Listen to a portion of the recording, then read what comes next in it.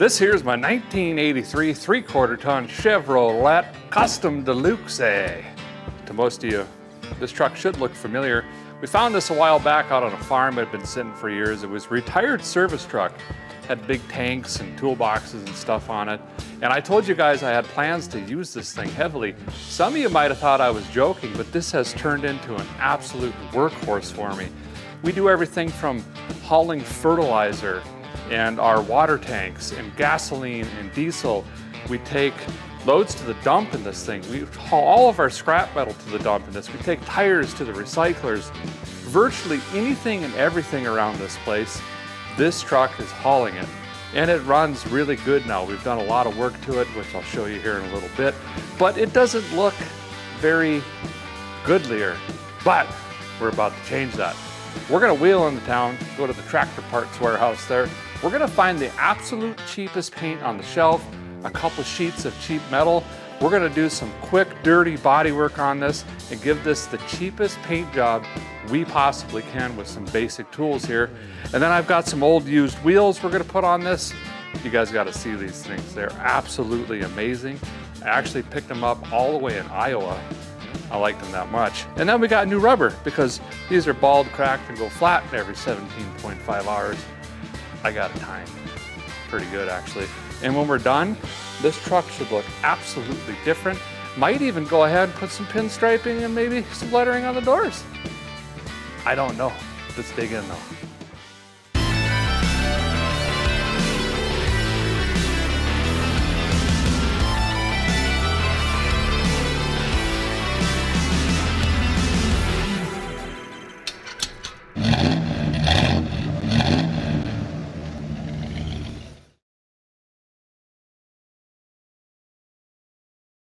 Thanks to AG1 for sponsoring today's video. The holidays are over and it's time to get our health back on track, and AG1 can support you with its foundational nutrition. Just one scoop is packed with 75 essential vitamins and minerals that help benefit your gut health, focus and energy, mood and stress balance, and even healthy aging. All it takes is just one scoop in the 8 to 12 ounces of water, and then we'll give her a little shake. Oh. And it goes down very easy. One of my favorite things about AG1 is the effortless daily routine. Instead of having to worry about a half dozen different vitamin bottles, just that one scoop gives me my foundational nutrition. Save $20 when you subscribe at drinkag1.com/vicegrip. AG1 is going to give all y'all free 1-year supply of AG vitamin D3 and K2 and 5 AG1 travel packs with your first purchase. Thanks again to AG1 for sponsoring today's video.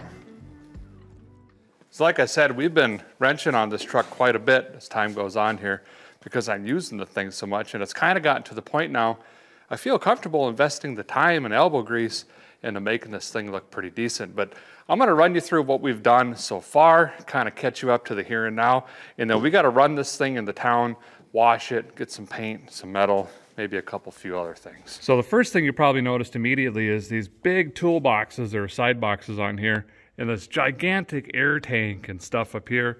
We ripped all of that off and recycled it. I actually got, I think it was 105 bucks for taking that out.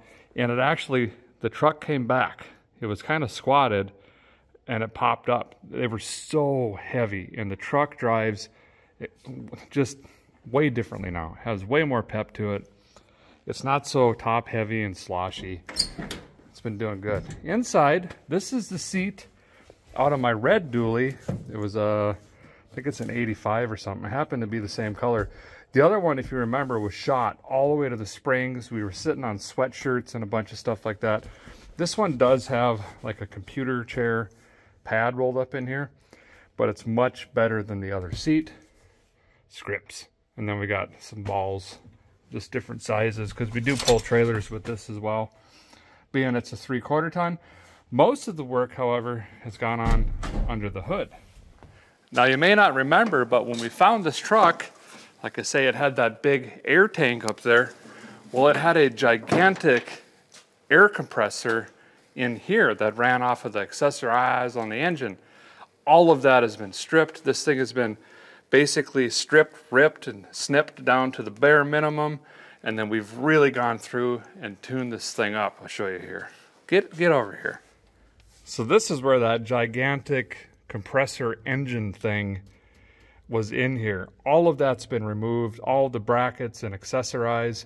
And funny enough, this engine was running on 7 cylinders for we don't know how long, because one of them was hidden underneath all the bracketry. The sparkulator was cracked and snapped, and the boot was messed up. So it was running on 7 that whole time. Now it runs on 8. It runs fantastic. Has all new ignition parts, cap, rotor, lightning hoses, sparkulators, heater hoses are new, fuel pump. We Craigslist rebuilt the thing, of course. Put a Holley fuel making happener down in there. New air filtration system. Got to do the lid flip so you can hear the bogulators bogging, you know, brop, brop. And then we fixed the brakes. We've got new booster, new master cylinder in here, and then we also put a little cheapy plastic radiator, hoses, all of that stuff. Battery. This thing is reliable. It always starts right up.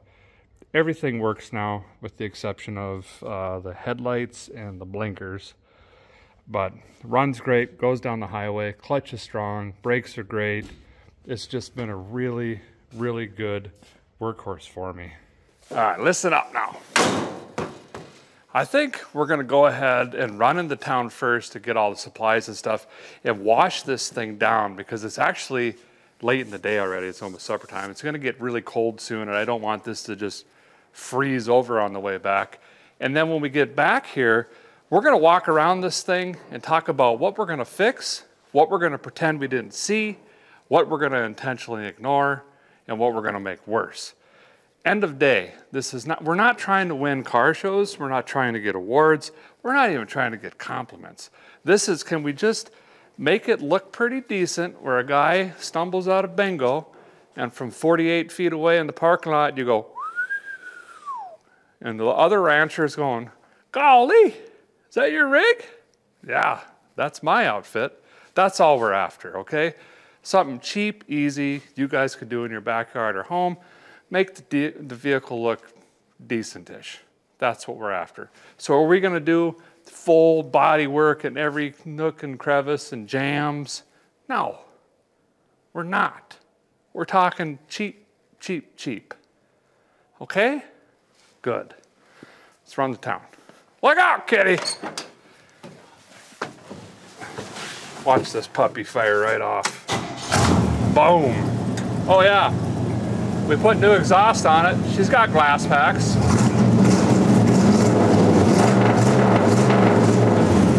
Oh, yeah.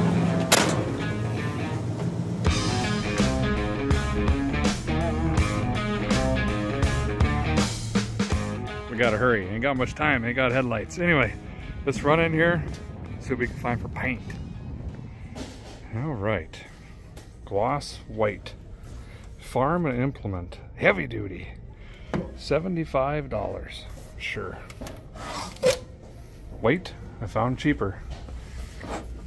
Tractor truck and implement. Gloss white. $60. That's a winner. Might need a few of these. These are the 1/32. See how thin they are? Great for cutting in patch panels. I got a new little Milwaukee we might try, but just in case, let's get some. I don't really like those. Let's get a couple of these. Let's see. Yeah, that looks like a cab corner. Gonna get this sheet of 16 as well. We'll use that around the shop for sure. Okay, we got our $60 tractor paint. We'll see what that looks like, I guess. Could have got some matching primer. Yeah. Could have got some thinner. Yeah. They had some magical hardener gloss enhancer. Yeah. We're just going straight white. Gonna swing down to the parts store quick, grab some lug nuts, and if you're really good at identifying lug nuts, you could probably start figuring out what kind of wheels, and then we'll swing by the wash, And then we gotta head home because we ain't got no headlamps. Lug master. Boy, they really scraping the bottom of the bucket. We got them, I think. We're gonna have to measure this shank. But hopefully that works. Couldn't help it. I can't recall if the guys ever even washed this.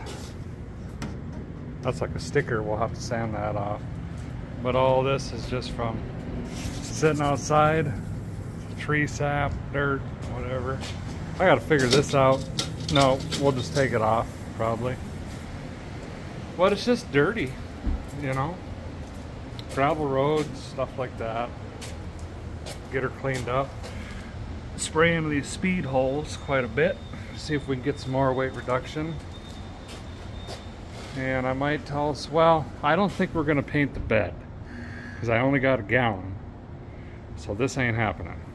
It's just gonna get tore up anyway. I mean, all this is from pallets skidding in and out and stuff like that. So it wouldn't really make sense to paint that anyway. So I don't really need to worry about spraying the inside out. It's just getting the outside as clean as we can so we're not plugging up all of our sandpaper discs and whatnot, because them ain't cheap.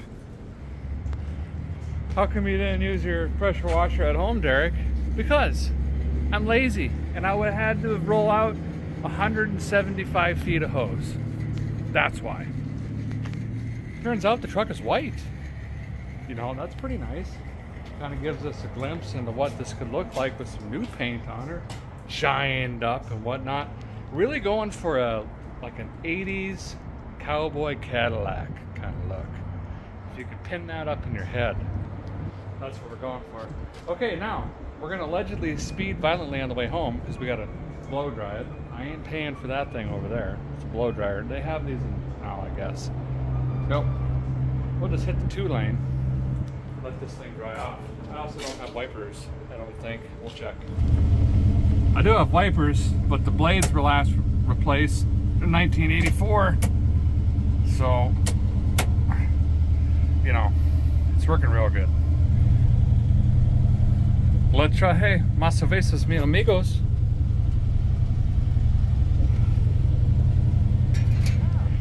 These are some hard-working amigos. Never complain, just get after it. But they only speak Spanish, so guys having to brush off his Espanol, chicos. If you want to see the barn build, you can go over to Vice Grip Lodge. And you can watch this thing go up so we can get our tractors and equipment and some more decent cars undercover like Betty White and the La Sabre. Other things like that. We're out of room. We're out. Anyways, let's back the truck back into the pole barn up there and take a look at this thing, come up with a plan, which means we won't have one. Perfect. Got the rig, you know, Remington here, wheeled back into the pole barn. And I also fired up the heater, put it past 50 for the first time this winter. I need to start trying to heat up this metal. Nope, ain't gonna work. I gotta get these garage doors insulated at some point. Basically just throwing money in a burn barrel. Great. But nonetheless, we're gonna try. I think I'm gonna have to dig out the leg burners, start burning some propane or jet fuel or fryer grease or whatever we can. This needs to be warm to touch. If we're gonna try to get this paint to adhere, it won't be. We'll still paint it, don't worry about it. Anyway, let's go ahead and walk around this and see where we're gonna start. I would kind of like to tackle the hard stuff first because I absolutely despise bodywork. I used to make shiny cars. This is a true story. And I just got so burnt out on it. You're talking hundreds and hundreds and hundreds of hours into bodywork to make them laser straight and perfect. Built a Chevelle for myself, built a Chevelle for my wife, Jessica. And after those two cars, whew, here we are. We like the patinas and the rust, I'll tell you that much. But we got to cut some rust out of this thing, at least make it last 4 months. maybe 10 years, I don't know.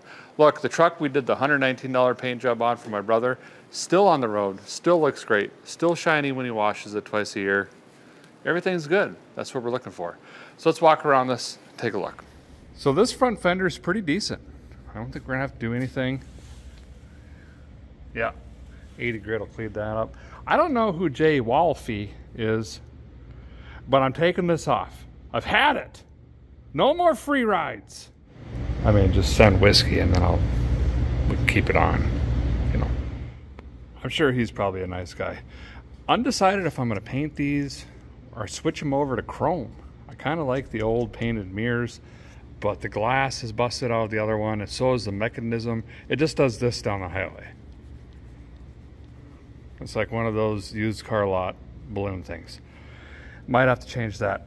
We got a dent in the door. We're gonna ignore that. What dent? Perfect. Rocker panels? Sure, good enough.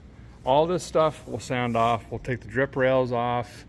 The roof, we're catching this just in time. This is fixing to get real bad, actually. And we need to sand this down to bare metal. We need to rust treat this. We'll probably put some just cheap spray bomb primer on this part of the vehicle and only this part, other than where we weld. And we're catching this in time to keep that from pitting. So that's pretty good. Cab corner, I should do something here. I don't know if you can tell, but we got something going on in the neighborhood. So we'll fix that. This box side's pretty good. This is from the Claw. The Claw. At the scrap yard, he snipped on my box side and bent it up a little bit. We'll see if we can maybe get that down a little, but I'm not too worried about it. This needs cut out. We'll go ahead and fix this. On the last truck we painted, we didn't fix this, we painted right over it. But I'm going to show you guys how we can just quickly cut this out, put in a patch, use a MIG welder, nothing fancy, cheapest Bondo you could ever buy, slap this up and make it look good enough. Tail ends is perfect. Don't worry about, oh, I didn't even know this was here. And I own the truck, so that's good news. We're going to ignore that. Okay, moving on. We'll probably spray bomb the bumper. This side's pretty good. Another perfect tail lens. That looks fine. We'll go ahead and cut this out too. Oh, we're missing a support. Support rod's missing. So we'll go ahead and, oh, it's like a curtain. Huh. It's pretty good. It's pretty bad. It's back to pretty good. We'll cut this out. Get rid of that. Ignore everything else. Not bad. There's a dent here. Can't really see it now. When it's shiny, you'll see it. There's a dent there. Not worried about it. Little dent there. Maybe if we're not totally burnt out, we might just lick some Bondo into there. Okay, but I don't want this. This is a slippery slope. If we get to the point, just from experience, if we get to the point where like the box side's perfect, well, we might as well make the door good. Well, the door's good. Now we got to make the fender good. And it's a domino effect. We got to stay out of that zone, okay? I want to try to get this done in just a couple days. This fender's pretty decent. This here, we're going to pretend we didn't see this. I could put some needles in here and pull on it and Bondo, and we'd have to cut this out, fab a lip, get some metal back in here. Or we just spray white paint over it and pretend we never saw that. Great plan. Hood's in really good shape. There's a couple small dings. Kind of looks shiny, but it's not. Probably could polish out maybe. But that's our whole goal.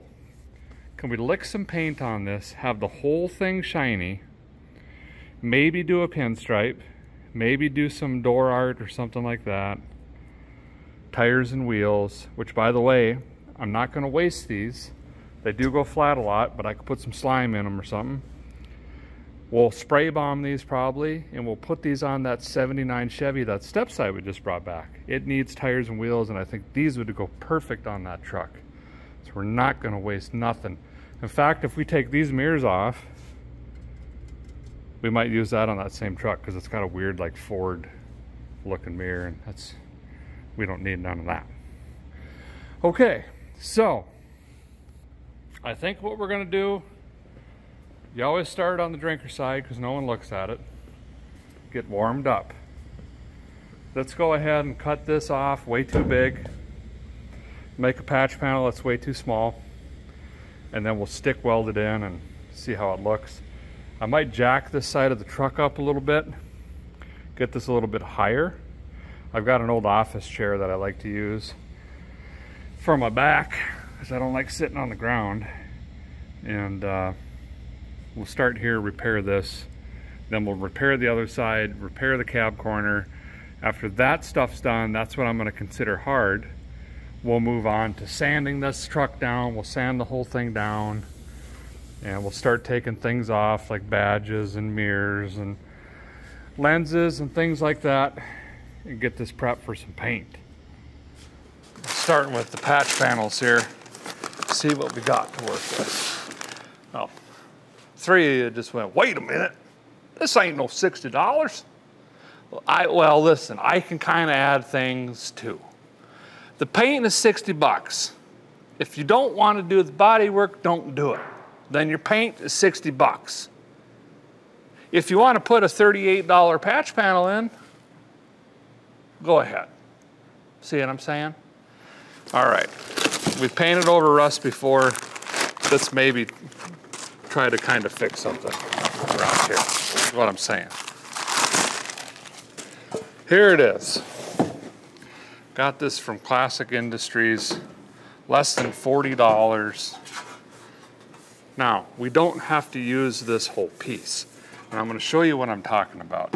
We really only need to use this little piece right here. Yeah, we're wasting this material, but if you were to put this in, you're wasting the original material, which is, let's face it, better. Not only that, but you're creating a tremendous amount of more work. And when you lop off the bottom of a fender or a door or a box, you're now dealing with the curvature of that panel. If we only take a portion out, we still have a large chunk as reference to what the roll is on that panel, and you're gonna save a tremendous amount of time and labor, grinding, Bondo, sanity. You might even make it to supper 3 hours late. Just, you gotta trust me, okay? Let's go look at this. So again, like I was just saying, this is our affected area. There's nothing wrong with anything back here. I couldn't find just a little panel like this, or at least one that I could get here fast enough. Plus this was the cheapest thing that I could find. Now, does it make sense to whack all of this off and go through a curve, a big flat straight, and around the bed, deal with all that stuff? It would be a nightmare. What we're gonna do is throw this up there, make some marks so we can see our height, come up with the idea of what we want to cut out of this, then we're gonna lay that over, mark it again, then we'll cut out the bad and start fitting the new to this piece right here. Looks like I gotta fix a dent so we can make sure that this is rolled correctly first. Now this back piece, it's not bad. You betcha I'm gonna throw it on the shelf because this is square body ranch. We've got another 60, 70 square bodies. Maybe one's hit back here. I don't know yet. I haven't looked. Okay? All right. Let me find my body hammers. I'm pretty sure I hit them where I could never find them. Go back to normal.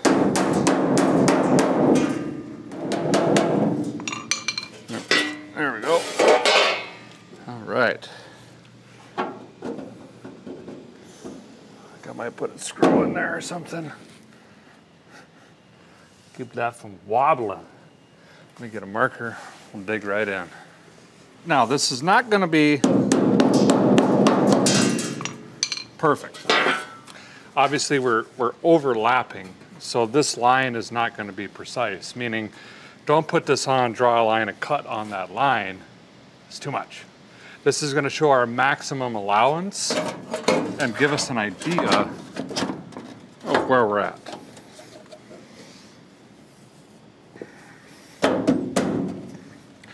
Body line looks pretty good. I'm using this ridge right here as a guide, and then my hands on the bottom, well, more so this hand, I'm making sure that the ends line up flush. I don't want it rolled down past because that means we're too low, and I don't want the original body out farther than the patch panel because then we're too shallow. So this is pretty darn close right here. I'm going to draw a line because it doesn't matter. We're going to sand all this off anyway. And really all we're interested in is more so this area, but this line is just going to be something there for navigational purposes if need be. Now, right away we can see 2 1/4 inches above our rust hole. That's a pretty good cushion. We don't even need to go that high. All we need to do is get into fresh metal, probably about halfway. So that when I'm looking at this piece, I know that if I don't want to, I don't have to go all the way up to the top. And this isn't perfectly flush anyway. It bobbles and weaves and ducks and jukes, and it's kind of messed up. So we're probably gonna cut this off anyway. Now what I'm gonna do is we'll place it up again, and I'm gonna eyeball this.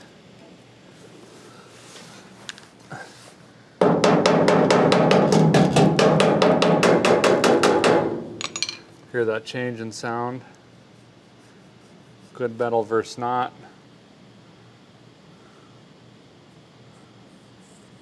We need to be about right there. So now when I hold this up again, I'm gonna get a different color paint marker so you guys can see. I can see, you guys probably can't see nothing. So see this line? We're gonna make it on our patch panel here in just a second. Back with the yellow marker, maybe this will help you guys see a little bit better. Admittedly, myself as well.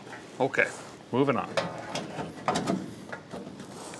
Okay, got it lined up. Now I can draw a line here. And we know we only need to go about right here. That's going to be the bottom line.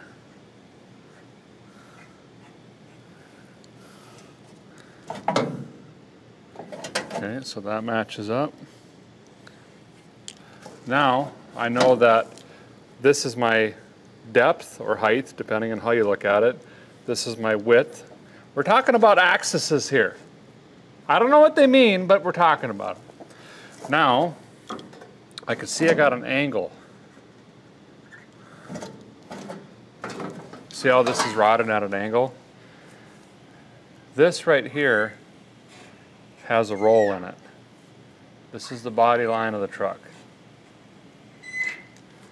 This comes out.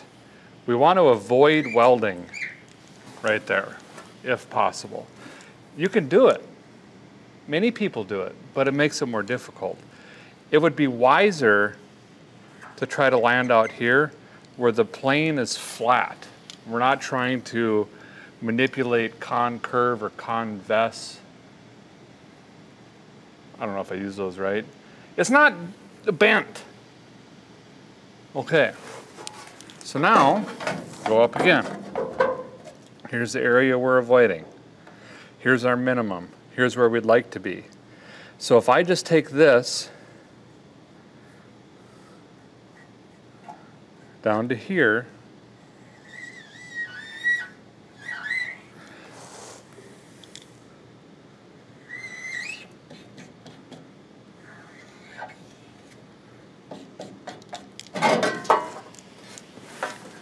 this really is our patch panel, this area here. And we want to keep a straight line, straight line. You can do a curve and stuff like that, but again, think like an eagle. Majestic like, smelling like America, A to B. It's just easier when you get into welding and body work and all that stuff. So now what we can do is cut this patch out, and I've left myself a little bit of room in case we make a boo-boo. We can come back, trim it up. But we're gonna go ahead and cut this out, come back once again, lay it up, draw another line, and then we're gonna take some away from that and cut out the old and start fitting in our patch panel. Now we've got an inside body panel barely hanging on here. So I've got to decide if we're going to keep that or not. We may try. We can maybe wire wheel that, rust prep it, primer it, and have some supports behind the scenes here. But I might have to pull this wheel off even and try to split the panels here. Might get a little bit tricky. And why don't we take a break from cutting the panel? I might put a jack under the axle or something. Try to get this up a little bit higher. My back's already hurting. And then we'll slowly just progress from there. As you can see, we don't have a plan. That's the usual. Okay. Oh, ow, oh, ah. See if we can get this up a little bit higher. How high do we want it? I don't know. Until it's awkward, I guess. You know, they ship these jacks without much oil on them. I don't know if you can tell or whatever, but that's the way it is. 78 million pound jack stands. Wow. Couldn't even get them up a notch. There were some hefty boys right there. They like their grits. Ooh, piece of angle iron. What is that? Gear oil? I don't know. Okay.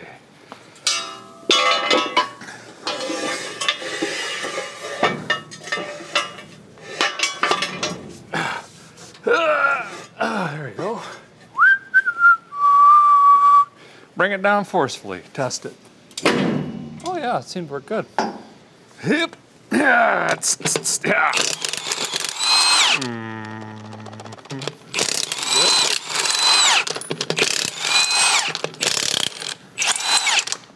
Okay.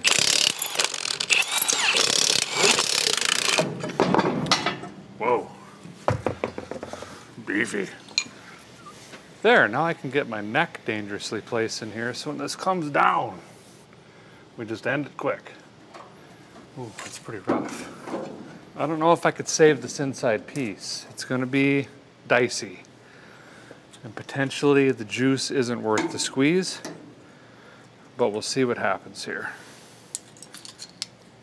Try we might, but probably not. So I've got the patch up here. I took a straight edge over there and then just traced her up, try to get more straight lines in here. It doesn't really matter that much, but it's gonna bother me if it's like this. It just makes it a little bit more difficult to weld. So I'm gonna go get a little cutoff wheel thing. We'll zip this out and we'll start here. Yep.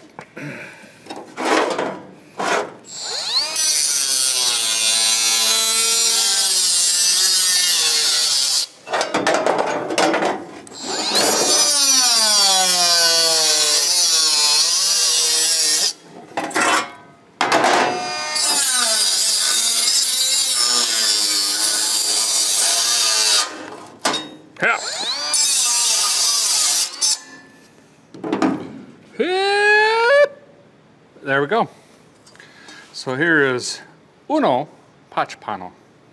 Let's get this on the truck, make some marks, start cleaning up. We got to prep this surface, and then we've also got to prep the surface on the truck before we start cutting the truck up. So these were kind of our guidelines here: our vertical, our angle, and our horizontal. That's what we were kind of aiming for, roughly. Doesn't have to be perfect. We got a little room. Look at that. Perfect, perfect, perfect. So now I'm gonna probably get some vice grips, clamp this into place, make sure it's nice and taut, and then we'll scribe a line. And we're not gonna start cutting yet because I'm actually gonna clean this up first come back, make another mark, and then cut. I'll explain why in a second. Okay, now we've got a vice gripped in, and this is just rough. We're still roughing it in. You don't have to use these, by the way. You can use just regular vice grips. Doesn't need to be fancy. Now we're gonna make a line. Well, this marker is, I think she's done. Let me get the other marker and then we'll make a line. All right. So here we go.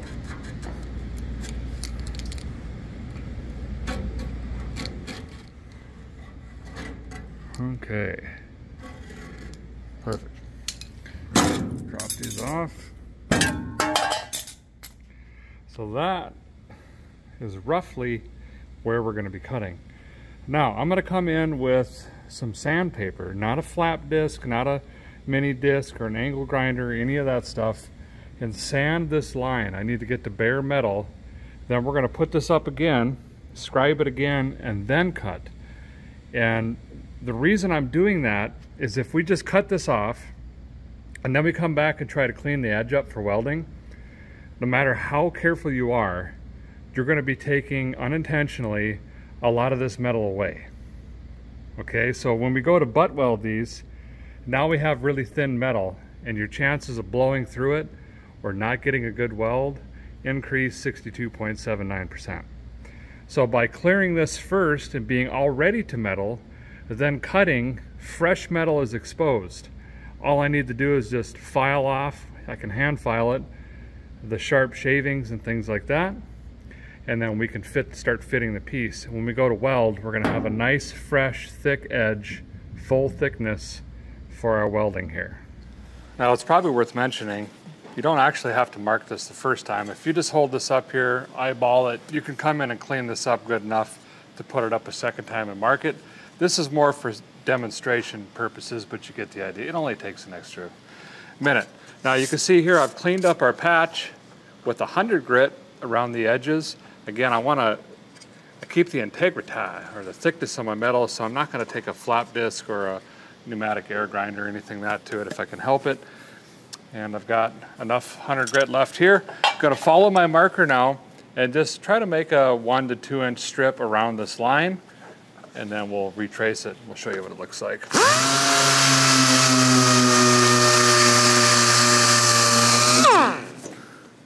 Original paint, at least back here, that's pretty cool.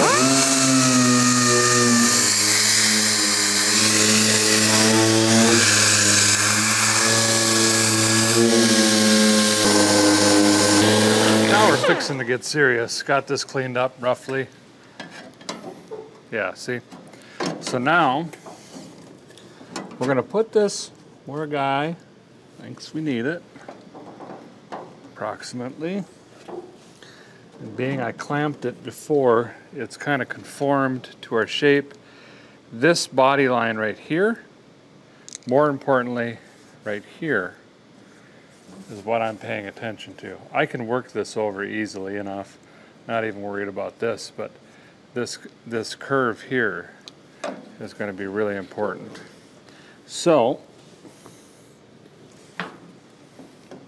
that's looking pretty good.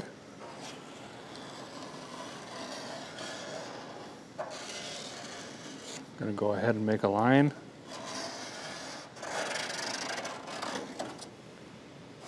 Now this is where we're making nice straight cuts previously. It's going to play to our benefit. Luckily, I wasn't too heavily into the wobble pops yet, so they should be pretty straight. No, that's fine. So, that's our outside line of our patch right here. Now, we are not going to cut that line. We're going to cut short of that line or on the inside of that line. So if you're a carpenter, don't take the line! Leave a little, okay? And we might have to put this up a time or two. We're going to slowly fit it in horizontally and vertically until we get this piece to fit. Now the inside brace here, it does have a little bit of rust on it. There's two ways to do this. If we want to just hack this up and make it look right, just cut it all out. Leave it be. I'm going to try to save it because that inside structure is the piece that keeps this fender from just flapping in the wind.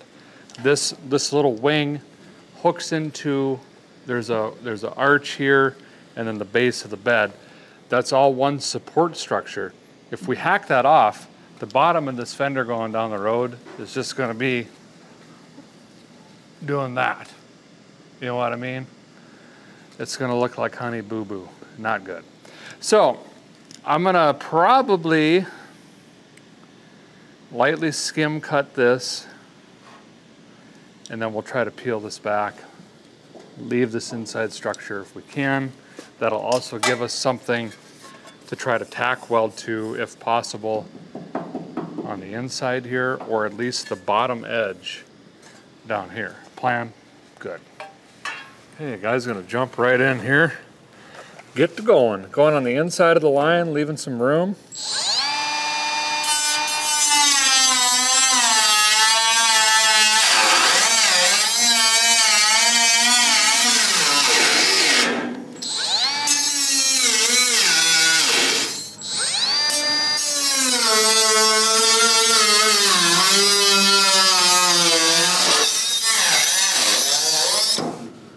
We're gonna have that second layer back behind here, so I need to be a little more delicate.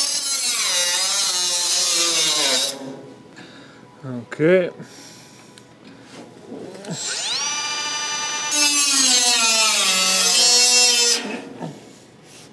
Making a note of this, we got spring forward here. When I cut this loose, this panel bounced out. So we're gonna have room, minimum 1/8 of an inch, more like 3/16. But this, we can pull this back in if we need to when we put this piece in. Now we can start cutting this up, figure out how it's attached.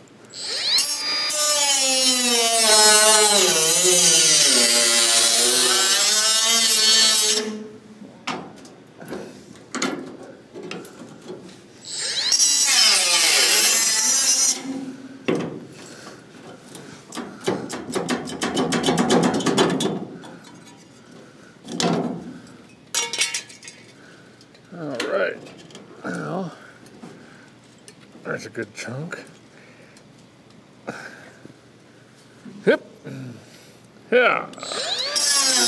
Oh, let's go the other way.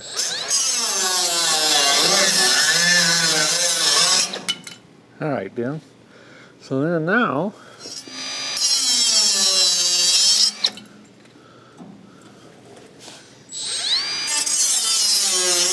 well, got all the old stuff off. There's a couple tack welds. Got my 100 grit in here. Not done cleaning up this support yet, but I'm very, very glad that we saved this. There is some rust all the way through here, just a very small portion. We're gonna kill that rust, prime it, put some rust stop on it, because I want that support. I don't want to be looking in the mirror watching this thing flap around. I don't know about the other side. We'll just have to cross that bridge when the river gets there. Now, time to see if this actually even fits. Wow, that's really good, actually. Right off the first cut.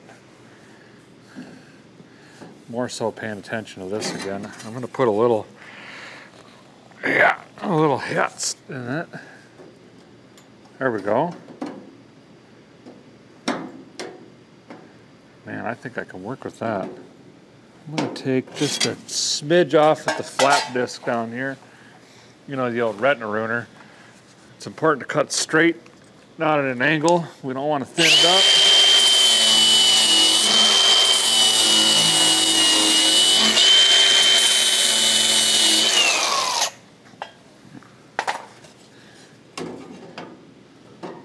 It's looking good. I'd have to work from the top down and roll this bottom.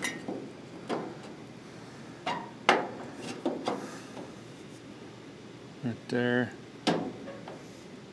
It's looking pretty good. I don't mind a little bit of gap for welding. We don't want the ends to be exactly touching each other anyway. A little bit of gap in there is going to allow room for a wire to get in there. Less body work. A little here. Got to massage this a little bit more off, and we can finish cleaning this up.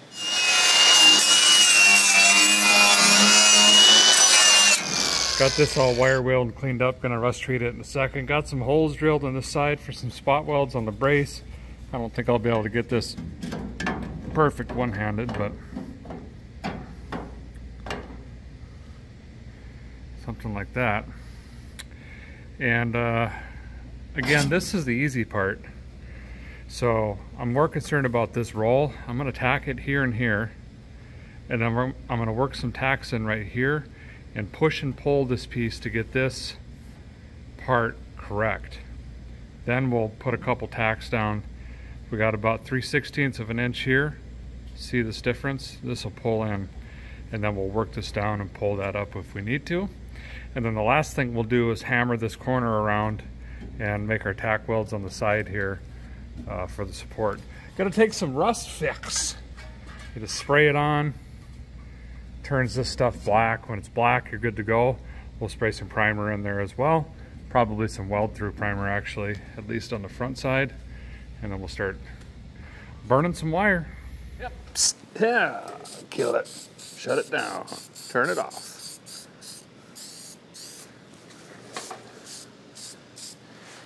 There we go.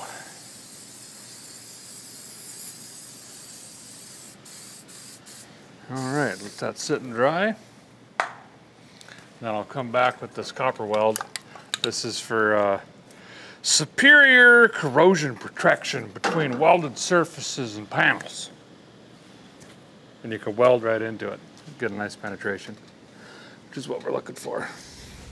Primer and all that is dry. Just got this kind of hanging in here. Again, this is where I'm going to start. I'll go drag the welder over here. Let's pop some spot welds in here. Start shaping this thing out. We got some trimming to do to make that look more natural. Things of that nature. Let's get the lid on and get to work.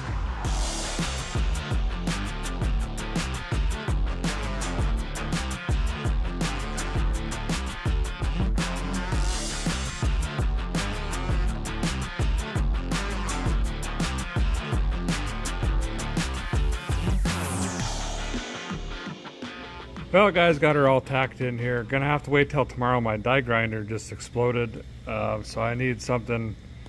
I gotta run into town and get something else, but clean these welds up and then we can come in and sand a little bit more and mud over this. But really happy with how this turned out. Everything turned out good here. Of course, right in the most difficult spot, blew a hole in this old metal twice. I don't know what the deal was there, but everything else held together good. And went ahead and trimmed this. There's 2 spot welds in here. Already cleaned those up, and then we trimmed off. Remember, this was a lot wider. Trimmed that up and made that all shapely and correct, as well as the bottom side there. So one patch is in. Just got to make it look nice now. Was laying under the truck eyeballing this, and that looks fine. But then I noticed when I started turning my drum here, see that? We got oil leaking. And the pinion shaft is moving all over the place. So either this nut is backed off or our pinion bearing is shot. So while I'm thinking about it, I think I'm gonna close out tonight by dropping the drive shaft, which should be really fun. And we'll investigate this and see what we got going on here. And you can see we've had a major explosion of some kind. I'm hoping the seal's probably all tore up and everything, but we'll find out here. I guess it's more evident if I just do this. Not good, Lear. We were just trying to get home. I could ignore this and just call it a loose pinion nut. But as I rotate this, it's hard to explain. It does not feel good.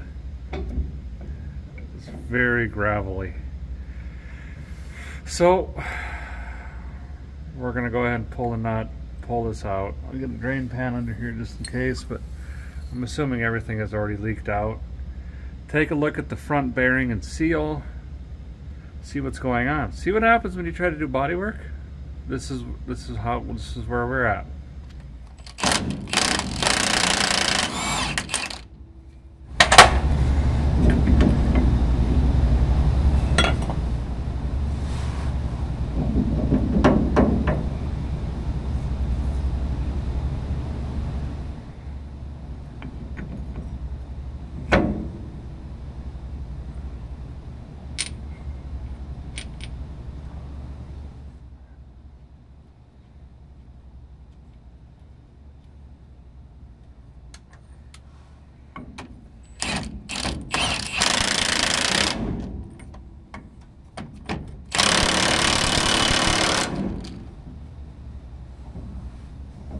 Huh. I think it's okay. Somehow that seal was fine. The nut was just backing off. So that's good news. I'll get the drive shaft back on. We'll forget about this. Well, I think the guy's going to go ahead and call it a night with Remington here. We didn't get as far as the guy wanted to, but we're down a tool. We could fix that tomorrow. We got one patch panel in, also addressed the rear end issue there, which was pretty random. Tomorrow, hopefully, we can get this other patch panel in, as well as the cap corner, smooth out that metal work, and then we can start sanding, start laying some Bondo on. It's going to be so much fun.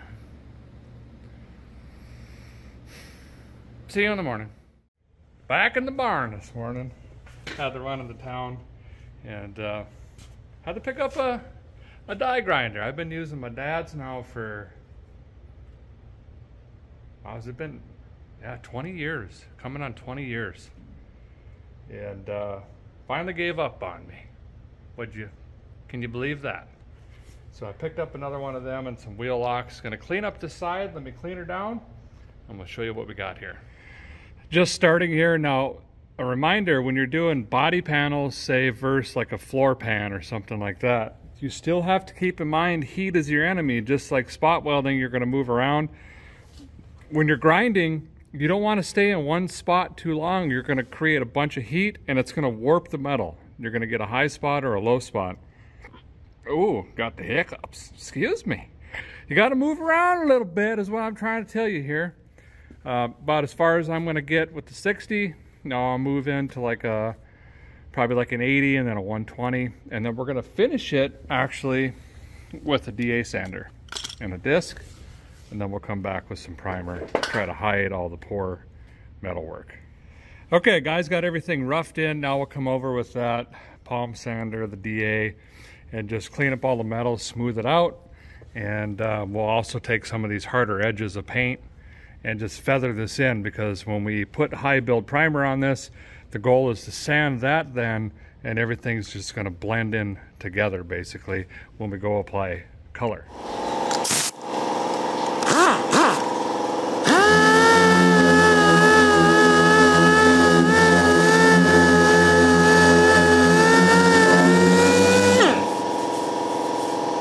Using 400 grit, that's not going to be enough. So we'll drop to 100 grit. I got a little greedy with the die grinder. Left some gouges in it. Shark fins! We'll get them, don't worry. Well, got her wiped down with some Windex. Patch panel is in, complete. Now we'll just prime it up basically. So when we look at our line here, I did make a mistake and I didn't catch it till after the fact. I should have gone a little bit higher because this is actually a dent. That's not where my weld is. My weld is down here. So the ridge was dented in, but I'm not worried about that. That's a 15-second fix with a little bit of mud if we even want to address it, because, you know, the rest of this, like that dent right there, and there, and there, there. But the most important part, you know, right here, this shape right there is perfect. We nailed it. So we're not going to have a bunch of mud or anything like that in it. Actually, hardly any mud at all in that. But I'm going to go ahead and take some high build primer now. Spray this down. I actually worked this whole bottom with 100 grit and then 400 just so I could feather this in, and I'm not putting filler over bad stuff. Speaking of bad stuff, this is going to be a slippery slope. We got to decide if we're going to take all these little, these are like rock chips that then start rusting, and you could paint right over them, but they're going to reappear. In fact, if we just ignore it and we paint this truck, all these little pinholes or rock chips are actually going to show up as little sparkles or specks. It's actually going to amplify it. The problem is, if we take the time to work all of these out individually, we're going to be here a long time. And then we're talking taking this thing down to bare metal, dent, dent, dent, dent, dent, dent, dents, So that's what I'm saying, like some of this we just got to close our eyes. Just pretend it's not there. We're not building the show truck. We're just trying to get the rust cut out. 74 million different types of primer. Let's face it. What do you use? I don't know. Not a body guy. What I usually base on what I'm using is what kind of vehicle are we doing. If you're doing a full restoration or something like that, you're probably going to want to buy a better quality gallon or a couple pints of a sealer or epoxy or the appropriate primer if you're doing a base coat or a single stage or whatever you're doing. Obviously you're going to follow the paint system. In this case, we don't have a paint system. We're using tractor paint. So I'm just using a rattle bomb because we're trying to keep this thing cheap. Now there is etching primer that's made for like bare metal. You've got standard primer, that's just a base for something for the paint to adhere to. And then you've got what calls a filler. This helps fill deep scratches and little tiny pinholes, which we don't really have that. Well, there's a couple down here from my flap disc. Could I get that out with the DA? Yeah, I'm lazy, don't want to. We're just gonna fog this area down, and then this leaves almost like a porous texture because it's designed to be sanded over before you apply your base coat, or in our case, a color. Normally you would primer it, the whole truck, but no, we are not doing that. Gonna do just a light coat here. And then I'll come back and really send it to it. Boom! Check this side off. Now, this is a lot of the exact same. Run you through the game plan here, and then I'm just going to knock this thing out. Basically the same exact process. The inside support on this one looks a little bit more rotten, but again, I'm going to do my best to save that, if at all possible. So I'm going to take my patch panel, which again is a longer piece, and you can see now watching the process why we're avoiding all this extra work. And do the same thing. Cut out what I think I need, which would be about like this. Again, we want to get off of this angle here. We want to avoid basically from here over. So we'll be cutting back here, and having learned a lesson, there's no dents on this one. Looks fairly straight. So we'll do the same thing, cut this, try to keep that inner structure.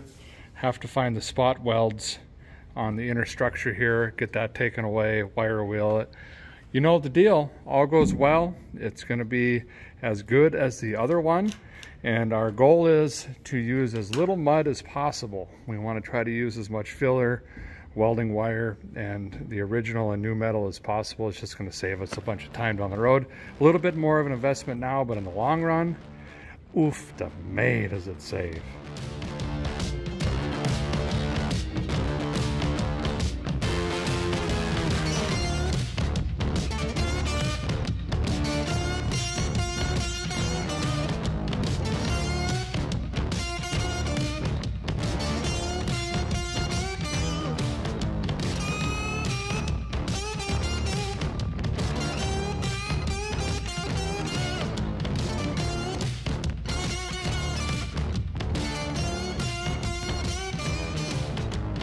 Captain side in.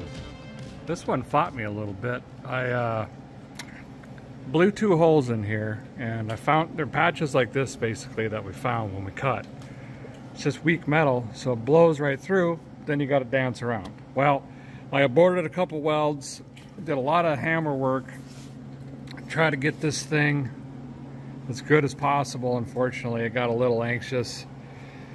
Too much heat here. You can see that blue haze. Too much heat, that's most definitely going to be a low spot, but we got metal in it and all the rust is cut out. So when we go to lay some mud, we're probably going to see a little bit more mud over here, but that's okay. Next step, I got to trim this. See how this sticks out too far? So just like the other side.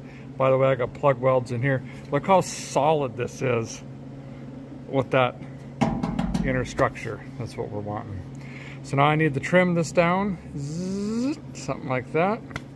Trim the bottom, and then we can start cleaning this side up.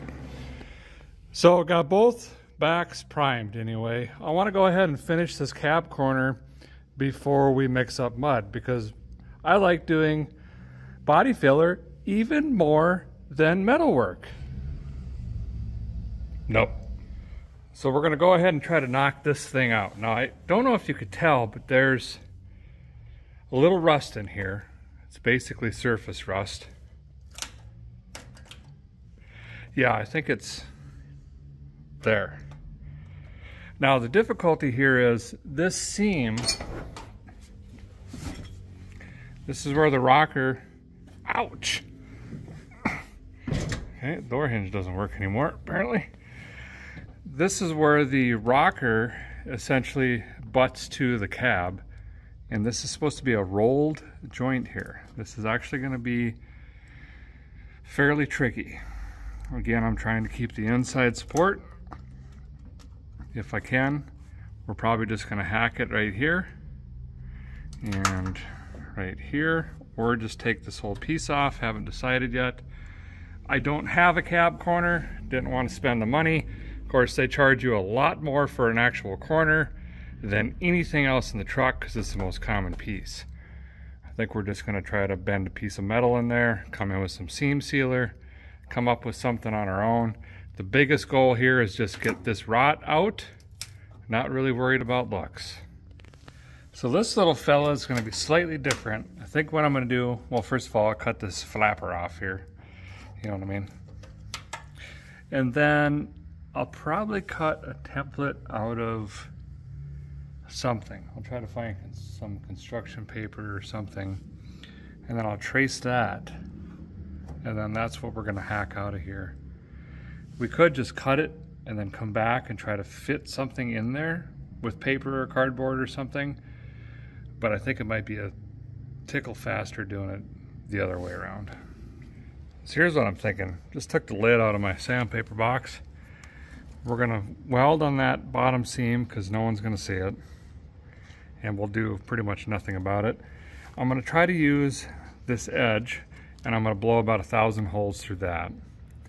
And then I'm gonna leave a little bit extra that we're gonna roll with a screwdriver and a hammer, and then we'll fill that in with seam seal. So this is probably gonna be my shape. That ain't straight in any way, shape, or form. Perfect. So after I crudely chase that with the marker here, that's roughly what I'm looking at. So I'm gonna get in here with the DA, clean this up first, get some bare metal exposed, then we'll trace it again, then we'll start cutting, see what we could save, and also what we can clean out of here. Prevent this from happening again, hopefully. At least until I'm toes up in the daisies. You know what I mean? Kids can deal with it next.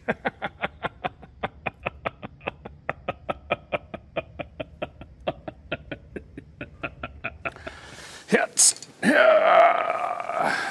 right.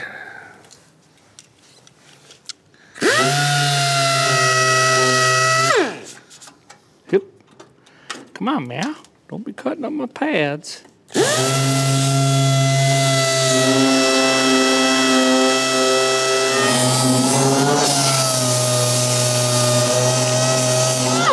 Someone splattered this terrible green paint. Lucky Charms! Big owl! Okay, now.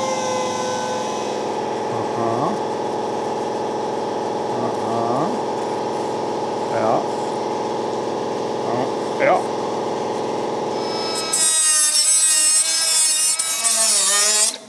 That's all rotten. We're just going to be blowing holes in that. So that's really good. No, it's not.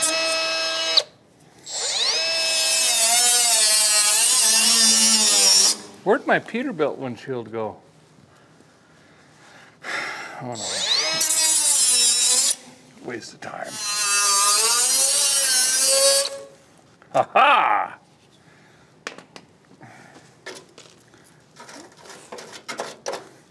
Come on, man. Get out of there. I think we can hip this. Get the old wind bag in there.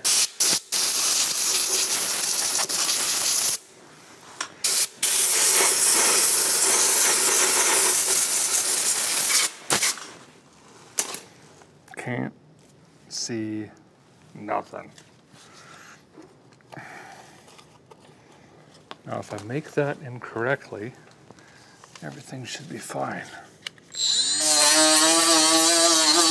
This is just 120 grit sandpaper. We're not taking any material.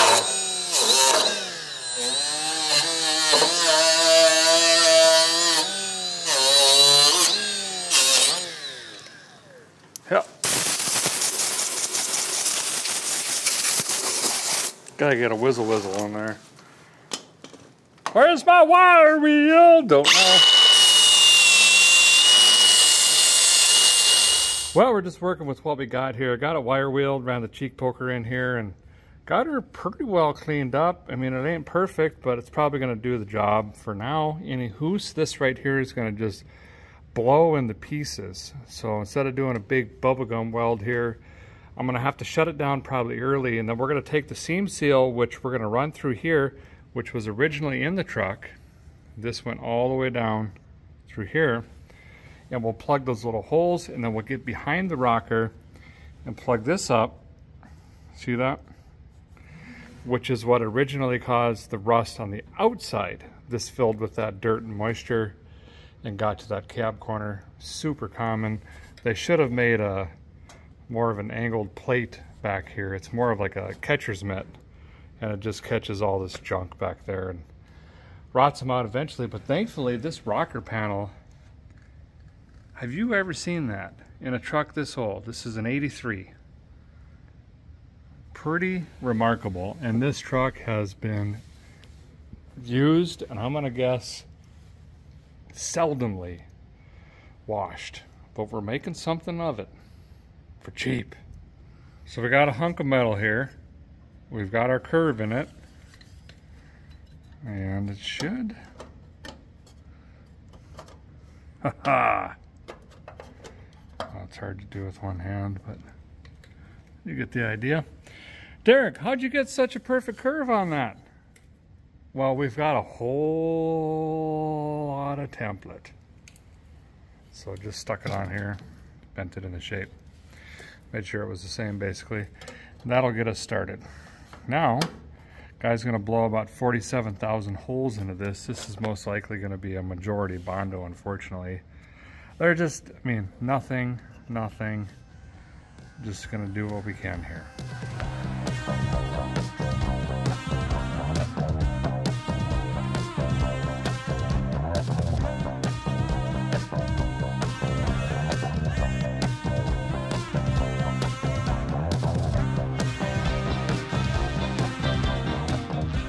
Boom, cab corner's welded in, sanded up. Only got it down to 100 right now.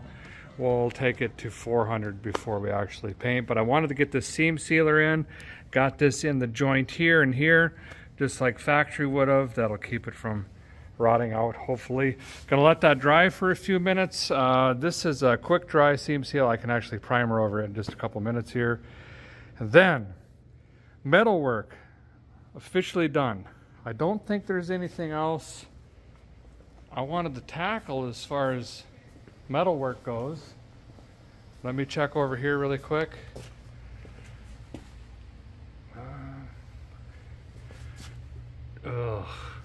This one's starting to go. Let me think about that for a couple minutes. Okay, one handmade cab corner done. I think I'm gonna look closer at the other side. There's dents all over the place, but that's the only piece of rust really that's left. It would be, I don't know, wouldn't it be silly to do all this and then not do that one? I don't know, help me out. What do you think? Leave it? We ain't ever, I mean, we climbing in the captain's side. What's that? Yeah. Okay, I'll look at it closer. It's pretty funny how long the screw's been there. It's wore grooves in the rocker panel. So I'm gonna leave it. Okay, so over here, I think we can get away with just a little.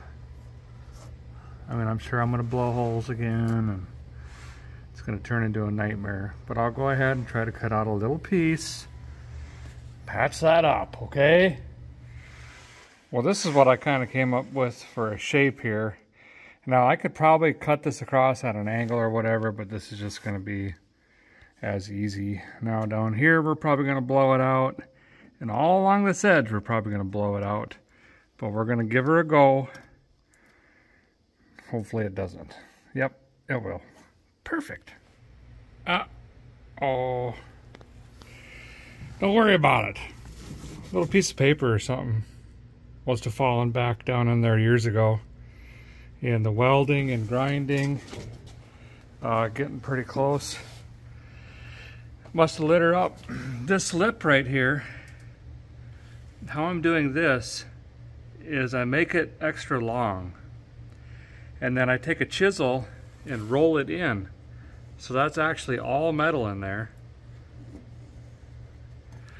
Just like it would be from the factory, and then we'll just put seam seal. Anyway, I think I'm gonna take that and just put a huff down in there because it's starting to get fairly thick. Yep. I think that ought to down her. A little bit left maybe. Those go so quick. Oh, got a little hole apparently. Well, guess we'll get the light out and figure that. Oh, I know, it's coming right out that crack. Oh, my gloves. See, good things do happen when your truck starts on fire. A bunch of these pieces. Looks like old seat vinyl, so I think mice must have put them down in the corners or something, and that's what was smoking up. A guy's trying to decide what to do next, and I'm going to base that solely on what I want to do the least of the morest of to-do list. Now, I don't like doing body work, as we discussed. Metal work's done, but we got to put some filler in. The other option is sand the entire truck. That's fun. Also, no. But I think I am going to start there. Being as we're not like doing full-on, meticulous, every little nook and cranny. We're doing what I call a scratch and shoot. I think I'm going to go ahead and sand this thing first. Once the whole truck's sanded, then we'll come back and do the body filler and finish with that. Finish with a bang. Now, I'm going to start by panels. I usually like to do like one panel at a time, so I'm not just running around all crazy and get confused where I'm at. Also, I can't feel very good in my hands anymore, so I need to do small pieces at a time so I can remember where I'm at. So I'm just going to start ticking them off. 80 to 100 grit, move to a 220 if I have to. Ideally, when we're done, we'll be at 400. I'm going to do it in stages though. I'm going to knock each panel down, go back around, go back around. This is just hours and hours and hours and hours of sanding. You're not missing much. Let's jump in and get this over with.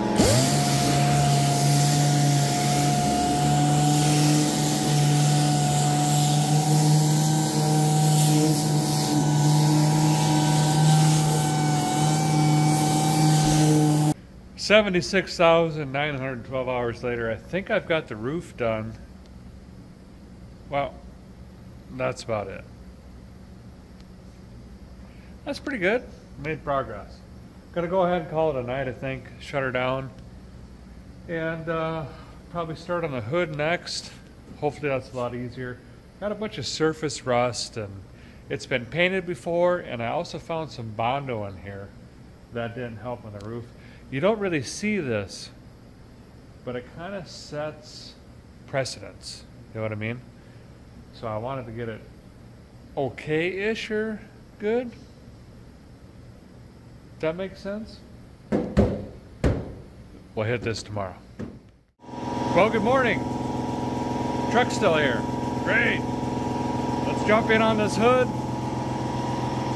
Full day of listening to that air compressor run.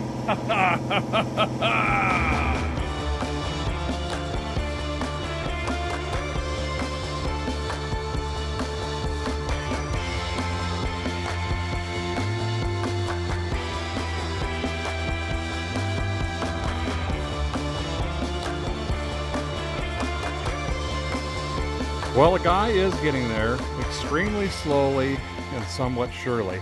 Now, if you're wondering, Derek, why are you making this look like a Dalmatian? That looks terrible. It must be really bumpy. It's actually not at all. And we're going to continue to work on that. But basically, whoa, stepped on the old. What we're doing here is getting out all the rock chips, dings, those rust stars and bubbles, all of that stuff. I'm digging those out and then smoothing them out because I don't want that just popping right back through again. And it ends up looking really crazy like this. And this is what I'm talking about. These were all little rust bubbles popping through. Could probably show you on this side.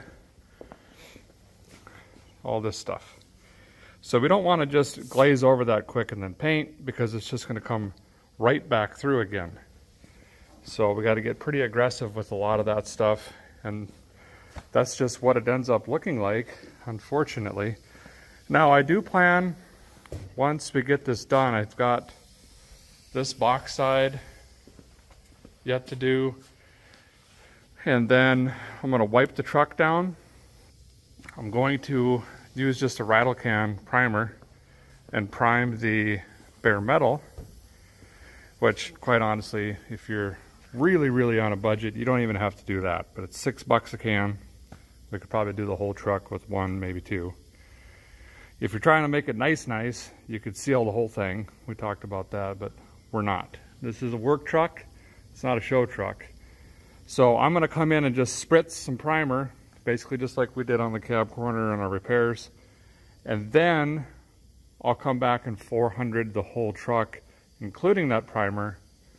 And then our last step will be body filler, which quite honestly we don't even really need, but I'll just do it for demonstration purposes and a little bit of practice. I do have a low spot right there we talked about, so that could be filled.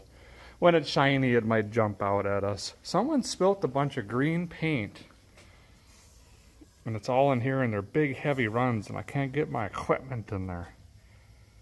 So that's going to look really good when it's shiny and drippy. Pretty good booger here. All the metal's there. If we wanted to take half a day, we could put a couple pins, pull this, body hammer that down, fill it, but again, But she's coming along. I've ate about 17 pounds of dirt. And whatever this mixture of dust is, we got green, primer, a couple different whites. When I get the other box side done, I'll probably actually drive the truck out, sweep the floor up, so we can try to keep that under control, because I think I'm going to spray it right where it sits. So, you know, we want it to be at least 40 degrees, so it tries to stick to the paint. Missed a whole spot there. We'll get it with the 400. There you go, bud. Sweeping up the back a little bit before we take it outside, so all this doesn't go all over the driveway.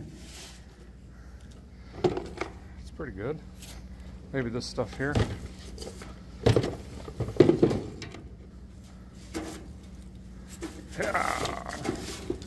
Yeah.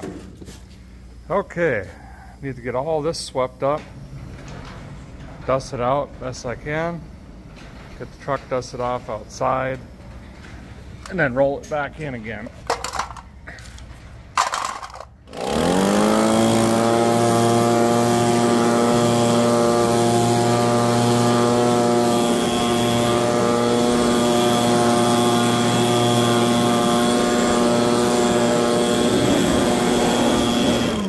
Alright, so now I'll just take some rags, wipe this thing down. It doesn't have to be perfect, just pretty gooderish. And then we'll start fogging this thing up. 3/4 ton dairy cow. Okay, yep. All right, sure. Something like that. Getting a little nervous about getting it warm enough in here to paint. Might have to dig out the old leg burners from the Wisconsin era. That's how we survived up there, don't you know? Just breathe in diesel fumes all day. Fryer grease, Crisco, whatever would burn, old oil. Coming along. This is another one of those projects. Might not cost a lot of money, but you better be ready to put the labor in. Believe you me. Oh yeah. Wonder what Tanya Tucker's doing today.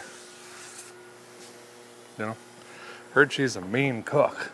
Can really put out some meat and taters, you know. Boy, meatloaf does sound good right now.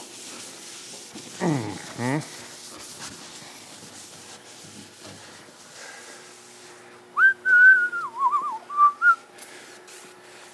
Did we already do this box side? I think so. We do got to get the top of the cab though.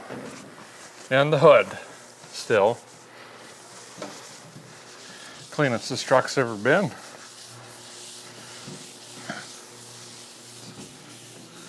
Ever! That wasn't necessary. Sorry about that. So the roof up here is obviously the worst of it as far as like rusty metal goes. I am gonna spray a converter on this, just brand new roof skin. Let that dry first. While that's drying, I guess we could jump down on the body and start spritzing in some primer.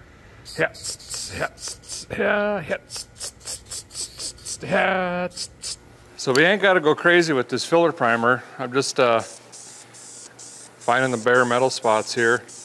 And what this is gonna do is just build that paint material back up. So when we get in here with 400 and sand this smooth, we don't have as many ripples and stuff.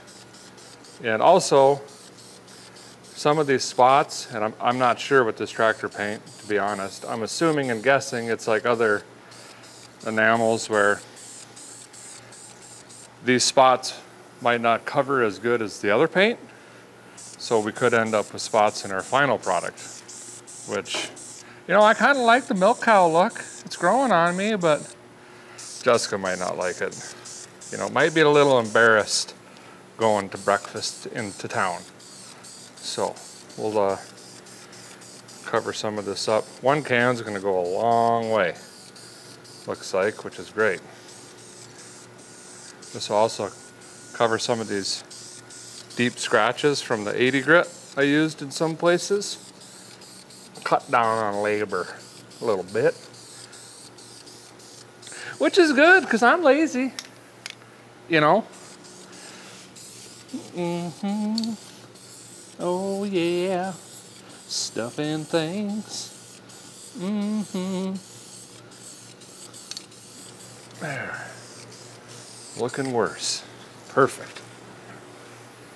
Make sure I get the light bulbs here. Yeah, that's good. Boy, they backed this truck into everything within 100 square mile radius, apparently.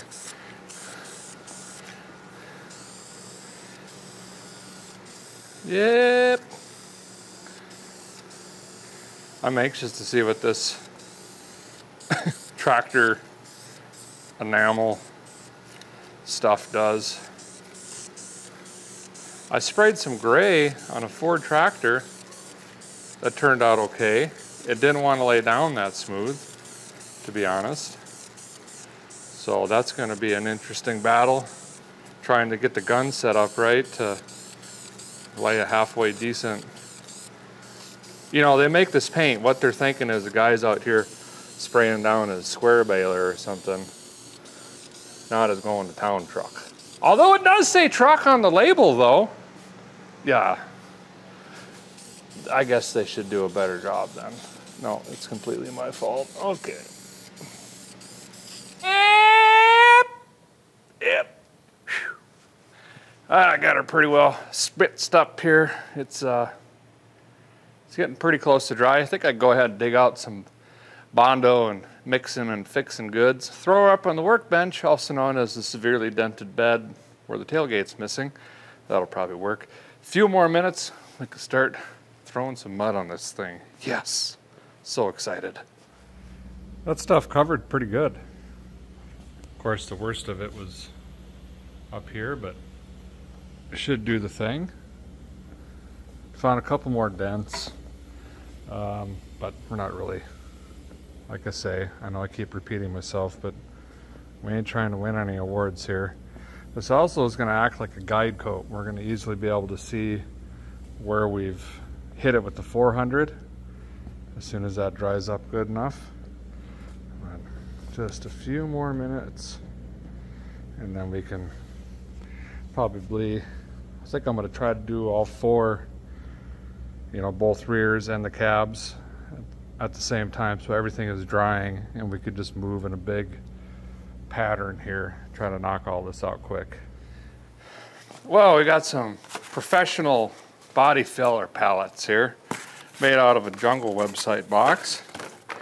And we're going to be using Evercoat Body Shop. Listen, it was the cheapest one on the shelf. And yeah, it came with the, you know, the juice that you got to mix it in there, you know. Well, how come, is this child-proof? Yeah, this thing. So that's good. I do like the smell of Bondo for some weird reason though. What is this? Poster? Mixing guide. 2-inch filler putty puddle, 2-inch puddle hardener line, 4-inch putty puddle, 4-inch putty hardener line. I see there's kind of a trend here. Apparently, however big your puddle is how big your line is. Huh. Science. Got this side mudded up. Boy, I am rusty putting this stuff on, I'll tell you that much. Probably 20 minutes to dry based on the temperature. It's probably 60 degrees in here. About as hot as I can get it tonight, and it's going to start cooling off, but we'll mix some more and do this side. All right, let's see how bad I can mess this side up. Firm pressure, hard. Keeps the bubbles out. Or at least helps. As you can see, I'm not doing a good job of it. I got too big of a scratula, as my kids call them. You just gotta hang that ice cream. I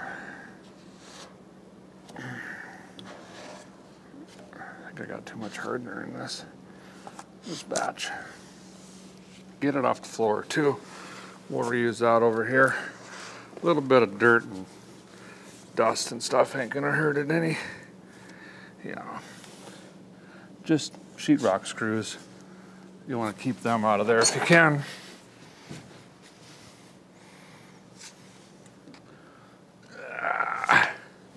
Okay. Now I can run around, hit some dents here and there.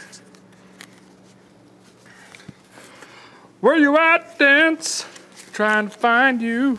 So while that first coat of Bondo is drying, I'm going to go ahead and get the DA out again. This time we're going to go to 400 and start doing all of our finish sanding, essentially, on the truck. We'll just do this by panel, and hopefully we can be wrapping up all the sanding by the time I get, you know, for example, the hood done. We should be able to sand first coat of Bondo, maybe the final coat. We'll see what it looks like. Shouldn't need a lot, and if not, then we just keep jumping back and forth. So one more big mess, and then we can clean this place up again and get ready to put some color on. Well, the DA was a little aggressive and was plugging up pads, so I've actually been hand sanding this, which I don't mind.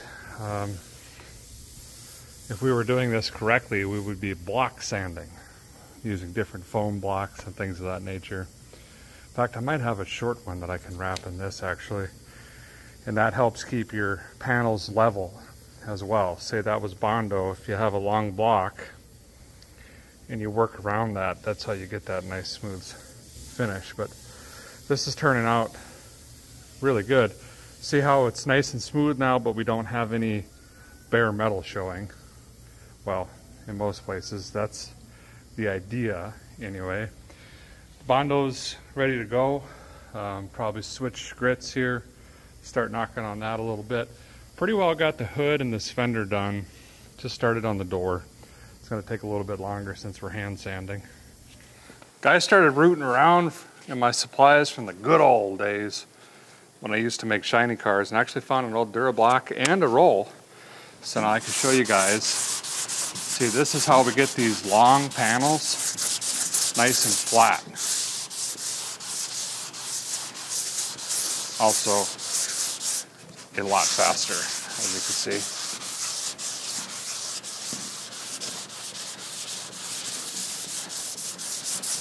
This old truck's getting quite the treatment for a $60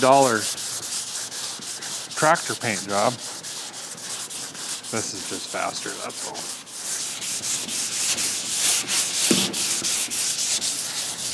Remember how terrible this roof was?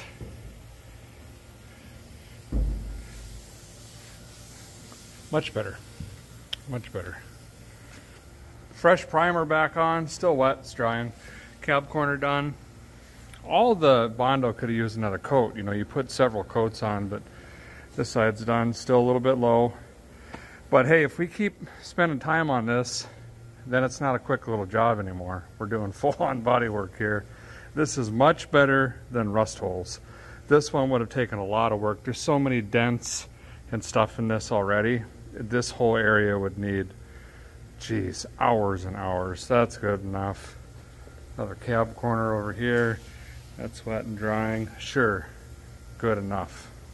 Here's the plan. Don't have one, but I am going to go ahead and run this in the town and use the quick wash again.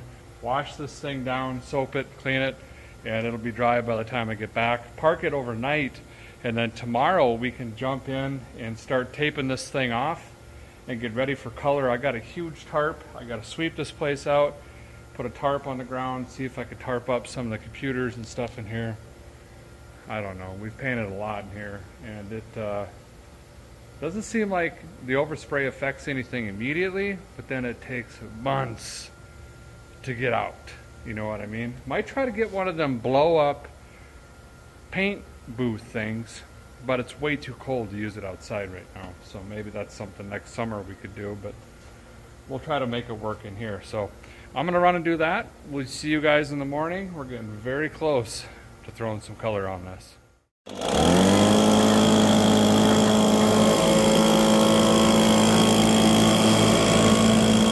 Well, we got the rig back in the garage here. Went ahead and laid this tarp down. That'll probably help with the overspray. Nope. Got the heat cranked to 80, letting it warm up. It's currently 66 degrees in here. The humidity is pretty good, actually. I'll take it. Setting up the paint gun here. Professional series. Nope, not even close. This is the absolute cheapest spray gun you can buy at Harbor Freight. I've used this multiple times, and the only thing I've done is use their cheap regulator, and then I added this on here. This is a ball filter.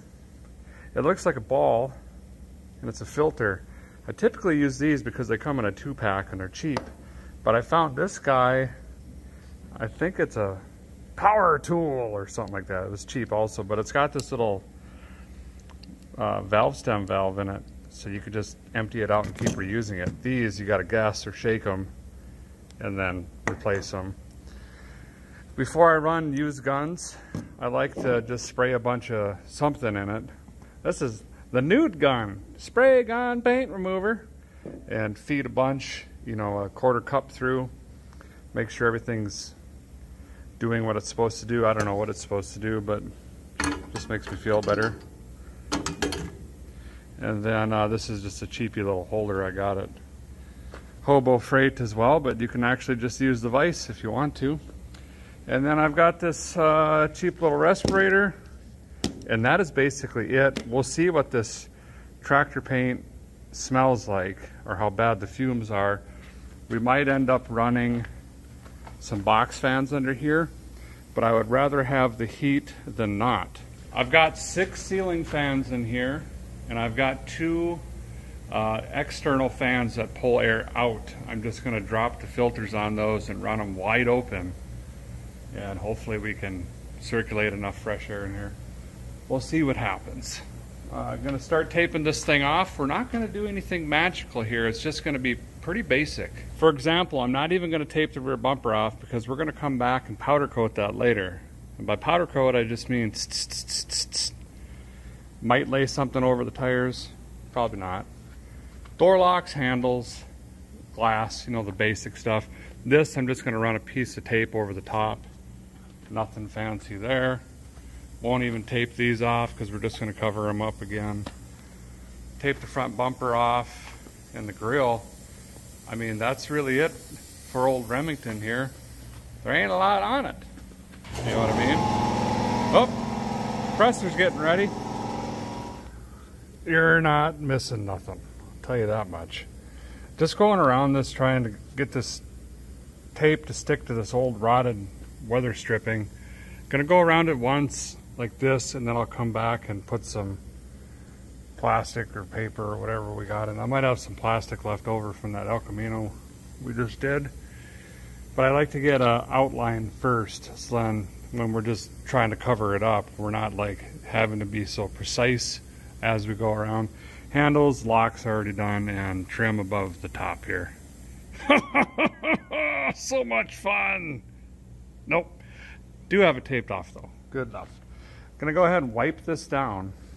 We're getting pretty close. It's a balmy 64 in here, but we're gonna go ahead and wipe this down with some wax and grease remover. Just get the grease from our mitts and forearms and stuff, and you're sweating all over your rig trying to tape this thing up, and you got your juice belly hanging over the fender and stuff like that. Gonna get all that wiped off. Doesn't need to be perfect, just, you know, can we just clean it up a little bit? And then by then, maybe it'll be 65, 66 degrees. We'll get our tractor paint mixed up in some cups. We'll just mix all these cups, have them ready, because we're just gonna come in here and gob this in. Yep, yeah. Getting the old CrossFit in today, going up and down this bumper. I suppose the guy could turn the lights on the other side. We're already blowing the electric bill with the heat running, and I can kind of see what in the world is going on that side of the rig. There we go. I kind of like to just focus, like I say, right around where I was taping, because undoubtedly I'm sweating cold snack all over it. Yeah, see? We just washed this. Rag is filthy. I'll be dipped. Hip! Yeah! Ha! Only got about 3 more of them today, and the knees are gonna say no more. We're good. See how clean the hood is. I got leaves in the cowl up here. You know, I could open the hood and get them out, but hopefully they stay. Probably not. We'll have some sort of leaf imprinted custom paint, and then we'll just pretend that we did it on purpose. You know what I mean? Okay, good. We're on the same page.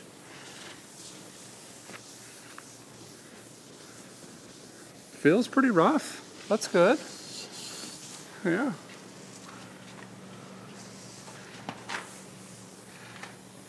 Dirty, but not as dirty as the roof. Grayish.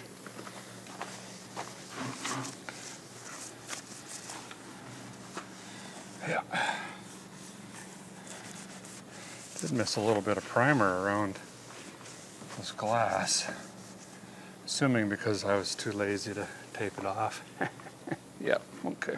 Well, now that the truck is taped up and wiped down, it's time to go ahead and mix some cups of paint up. I'm gonna go ahead and mix as many as I can out of that gallon. I'm gonna try to use the entire gallon on the exterior.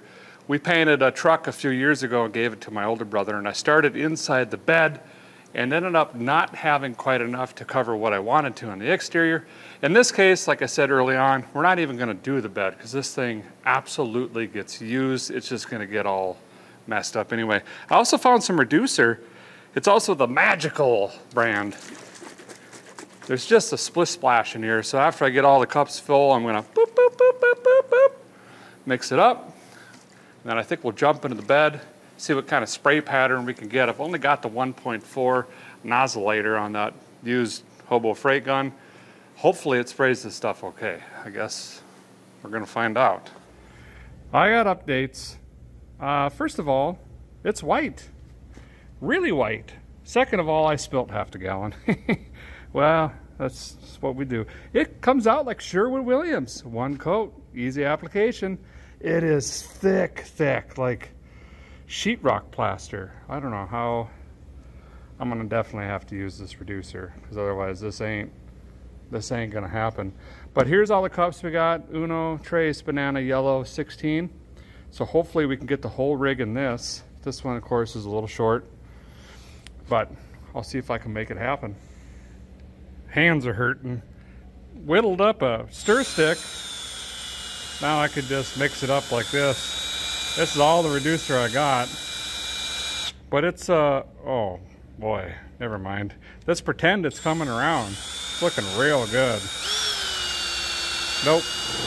Final mix is done. We got it stirred up. Got the gun loaded. Compressor's running. I just drained it of air again. Let's make it happening.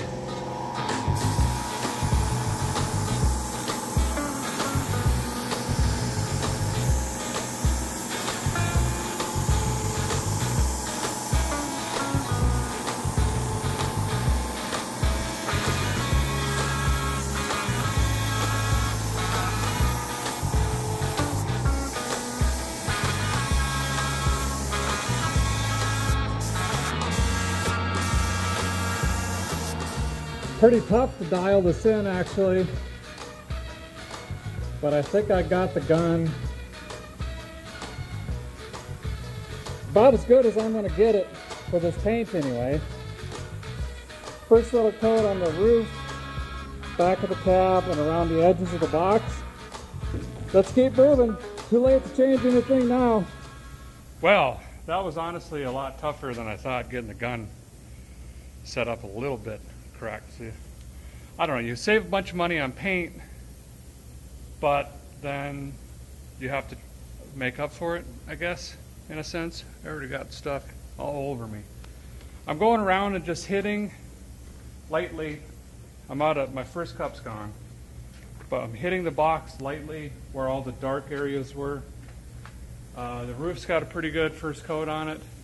Other side of the box is done. Do have some confetti coming out, some thicker pieces.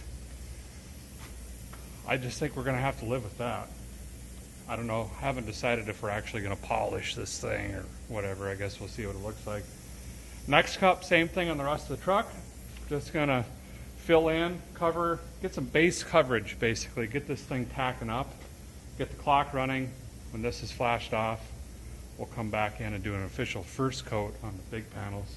I always start on the roof because you can continue to dial the thing in, make adjustments, and also no one really sees it. So you can lay it on heavy, and then if you have enough paint, come back and get her a little bit later.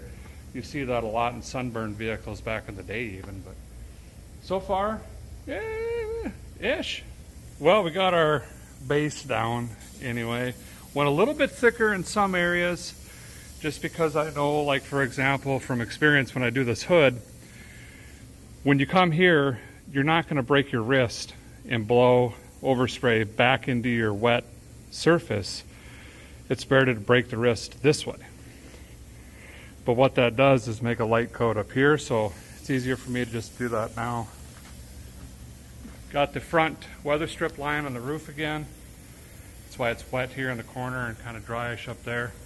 This is already flashing off. We're going to put another coat on, but you can see I kind of just tried to get all the areas that we repaired That looks great, actually. Or had some black primer or any of that stuff kind of sticking through. Made a couple more gun adjustments back here, just use the floor. Let this tack up and keep it rocking. If everything looks like this when we're done, that'll be just fine. Just fine. Just waiting for this to flash. After you wear your respirator while painting, take it off and breathe all the fumes in while you wait. Nope. I'm higher than Dr. Dre on a step ladder right now. Well, just finished second coat on the roof and I have catastrophic gun failure. Pulled out another old one from the cabinet. Can't get that to work worth beans. I am in a jam, and the longer that paint sits in the cups, the worse it's going to get. So between product and paint guns, we might be rolling some paint on this bad boy. I'm ready. I'm ready.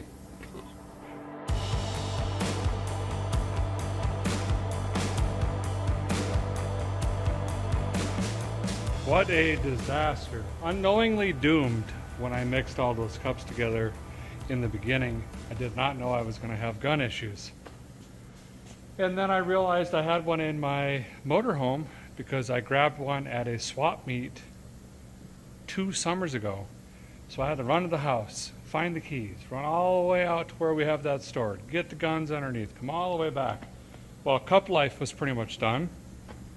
So then I had to try to nurse the paint back to health so it'd even go through a gun. Basically shooting confetti down this whole thing. It's real life though. This is real life, you know what I mean? It's unfortunate. I think it could have looked a lot better, but you use cheap junk, you roll the dice. That's just the way it goes. This time, we lost. But gonna let it dry. It is what it is. It's all one color. The rust is gone. In the end, it's still a win. All right, I'm gonna get out of here. It's getting pretty bad. Let this thing sit and cook. Well, got the old rig backed into the pole barn here, got all the plastic and tape and stuff off. It's actually a few days later, going on a week. Probably tell I lowered my ears and trimmed up the old soup saver as well. I actually had to go to my grandmother's funeral, unfortunately, but don't you dare. I'm not telling you that for a pity party. I'm telling you that so we can celebrate my grandparents' lives and legacies together. And I had mentioned beforehand, I was thinking about doing some art on the door or something over here, and I was kind of undecided. Well, now I am decided. I've got an idea. Went ahead and drewed that up over coffee, sent it over to my buddy Browder. He's going to be coming over pretty soon to paint something on these doors, so stay tuned. You're going to want to catch that. Before that happens, I want to get this truck back to where it was, basically. Get the turn signal lenses and tail lights and all that stuff kind of back on the truck. I got some new mirrors. Went ahead and splurged. One was busted out and the glass was gone and all that stuff. Figured we'd doll this up a little bit. I use this truck so much. I could put $100 into it, a guy figures. All right, let's start in the rear of the rig. Before we do this, I guess I almost forgot. I got a little excited and all of you are going, well, wait a second, let's see the paint. Well, it ain't perfect, and that is perfect. You know, like I always say, we don't want this too nice where we ain't gonna use the thing. Kind of harder to see on this side. The lighting is a little goofy, but it's shiny, it's white. It definitely ain't perfect. I'll tell you that much right now. But we don't have to worry about scratching it. We could still throw gravel in the back and wood and a hay bale, whatever we want. We don't have to worry about, you know, the paint anyway. $60. $60. Not too bad. Doing a light test real quick. Mazel, we're here. This one's a little, well, there we go. Got a running light on this side and the back. This side's good. We might have a bulb down. I can't believe it. Guess I got to. I'm looking right at it. Let me see if I can find one of these. Just walked 14 laps around here looking for this box, and it was right here the whole time. Hips! Yeah! Yep. Let's see if that does it. It did for a second. There we go. All right.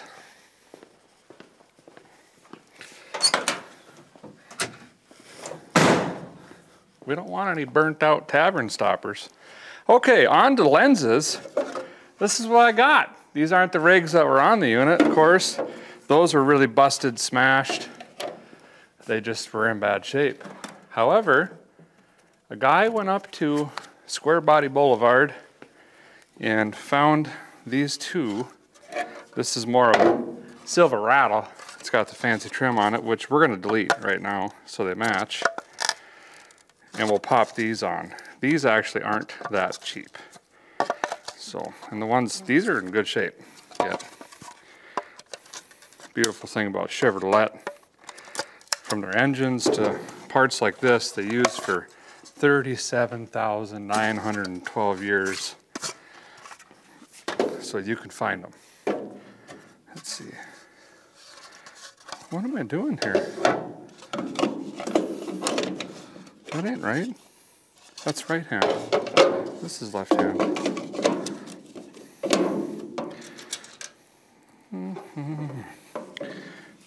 It's kind of funny what a clean lens will do to a rig too. It bites the eyes better. There we go. Whoops. Cross thread's better than no thread. Boom. Well, they ain't the greatest, but they ain't busted out. Tell you that much. Okay, now, while we're back here and there's bumpers in our teeth, let's go ahead and address this right now. I think I'm going to get the DA out really quick, knock this old sticker off, clean it up just a tickle, and then we're going to rechrome it. And by that, I just mean definitely not chrome, though. I don't know what color. Red. I'm kidding. Silverish.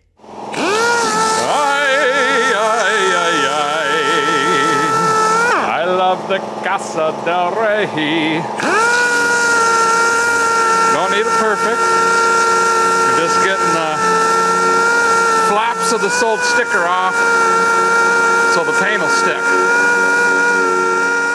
Got a little carried away. But anyway, we'll stop here. It's in terrible shape the more I dug. It used to be like an olive green or drab green. I also found a bunch more of that dark green paint that's spotted all over the cab and stuff. I wonder if this was like a painting contractor's truck at some point in time. Anywho's, found a color. Gonna be using this stainless steel paint. I actually use this for like my transmission cases and stuff like that, but I couldn't find any cheaper aluminum stuff. This is a little spendy per can, gotta be honest with you. But I think it's gonna look good. It's a very dark, well, I guess there's a cap on it. Anyway, gonna get a chunk of cardboard and wedge that in to block our $60 paint job here and just light this thing up. It really is a nice color. Covers well too. There we go. Go right over these lights and then we'll just get some steel wool or something, clean them up. They'll pull you over down here if you don't got your LP lit up. Don't know how it is in your state, I guess. Everyone's a little bit different. Wham! Happy little tree over here. Bang! Yeah, it's looking pretty good. Not shabby. Bam! Brand and new bumper. That's where that sticker used to be. Can't even tell. Yep, you can. But from back here, can't even tell. Well, kind of working our way forward here. We've got some overspray on the tailpipe here, and it looks pretty lazy because I am. So we're gonna unlazy the lazy by being lazy and just take some cardboard, scooter up in here, bring this pipe right back to brand new. We use all this on the welds for that stuff. And then it shouldn't look so goofy. Yep. I thought it might have a 3-inch tip laying around, but I didn't. I just didn't.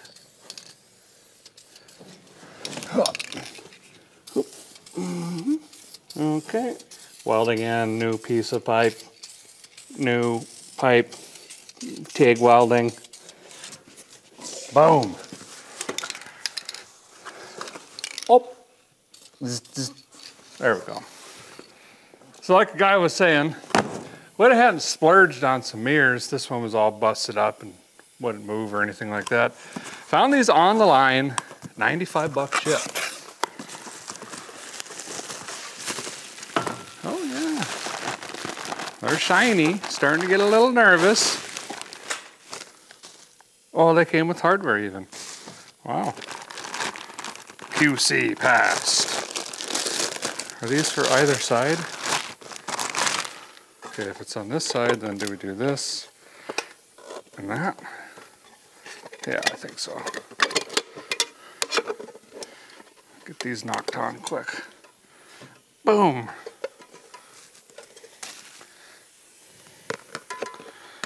Oh, Johnny be bad. Man, something.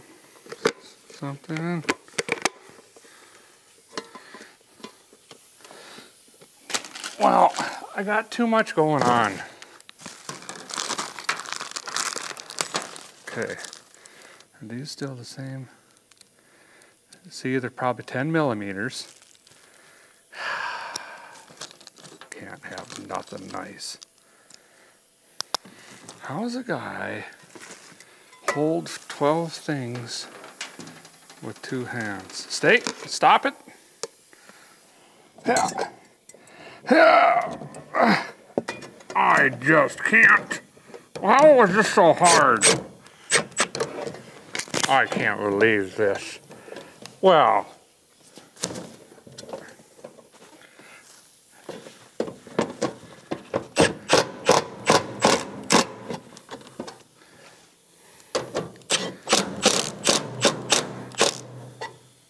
there.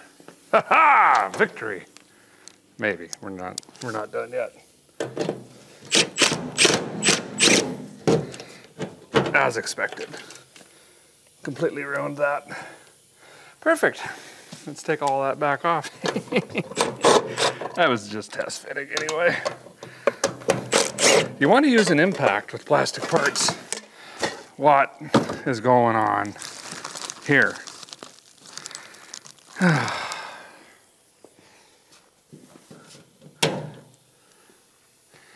Will that do something? Probably not.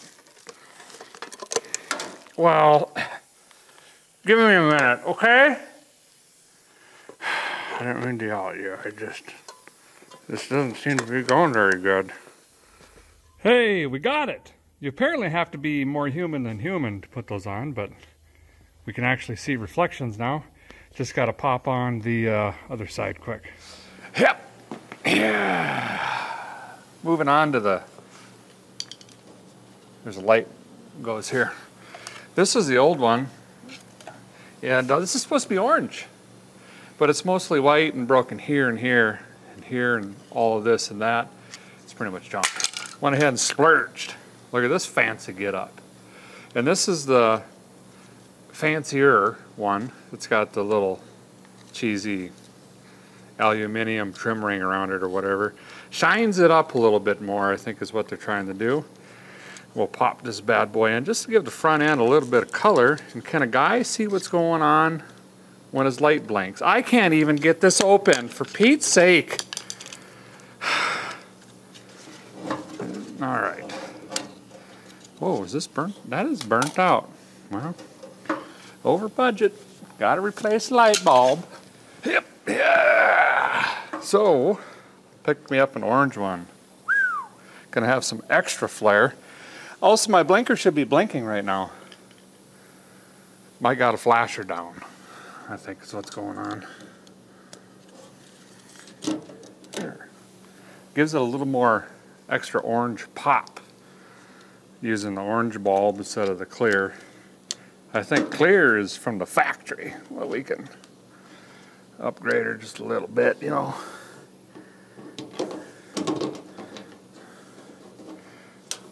There we go.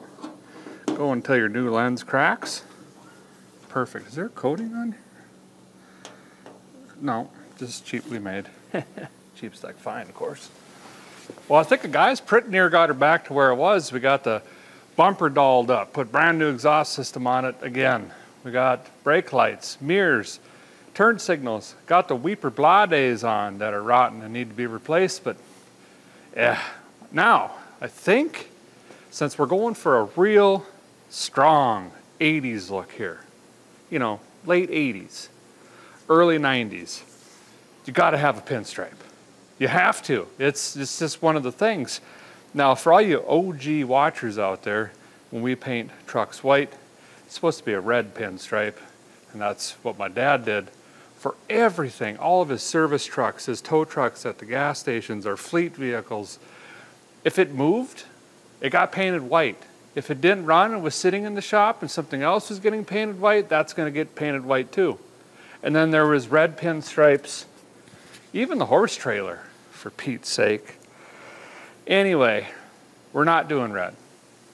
Because of the door art that I want done on this truck, I think we're going to go with a goldish color, or kind of a tan, which will also tie in the rotten, severely sun-faded, tannish brown interior. I'll show you.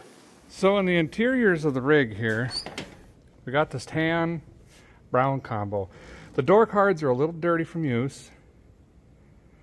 You know, like here a little bit. And they're kind of sun faded. Armor All will probably bring them around. Not gonna worry about them. And then the dash is like this chocolate color. See? And the seat underneath this body glove thing is kind of a tan. Maybe someday recover that when it gets super terrible. Nope, probably not. But that's the inside, right? Tans, browns, things of that nature. So what a guy is thinking, why can't we do a gold pinstripe? Not a big one, not like the big fat 80s pinstripe, just something a little more subtle, because I don't want to take away from what we're going to be doing on the door here. You know what I mean? So I went ahead and did a stripe on this side, and I'll just wanted to show you, I guess, what we're after. And then the front here, I just brought them together. Did a little bit differently. Normally I would go on the bottom of the body line, but I decided to go on the top. Skinny one on top, fatter one on the bottom. And it just gives it a nice little, I don't know, something, contrast. I think that looks really good. You know what I mean? So we'll go over to the other side, and I actually got Bentley here helping me. We'll show you how to do this on the other side. It's super easy. I don't know. I'm not a pinstriper guy. This is just how I've always done it anyway. I've always followed the actual body line of the panel. You probably noticed on the other side. And I drove some of you guys with the OC D32F, or whatever it's called, crazy, because they look crooked, but they're not. I've always followed whatever the line is. So if the door is sagging or lower, or the fender gap's wrong or whatever, I keep the stripe on that panel. To me, it looks tackier to have a laser straight vinyl when you can clearly see everything is off. Now, I did the driver's side first because the skinny was on the top, but now we're backwards. I have to flip this around in order to get the skinny on the top. So Bentley's gonna grab that and take off that way. But you can just keep going. I'm just gonna go to the end on this side. That's pretty good. Oh, Caprice is gonna come and inspect the color.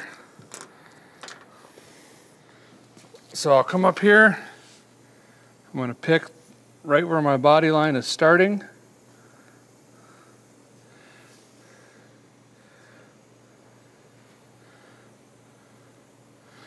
I'm gonna bring it out now. I roll the backing off only to the end of my panel.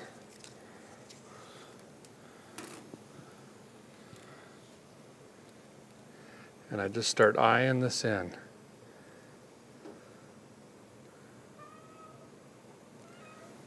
Boom.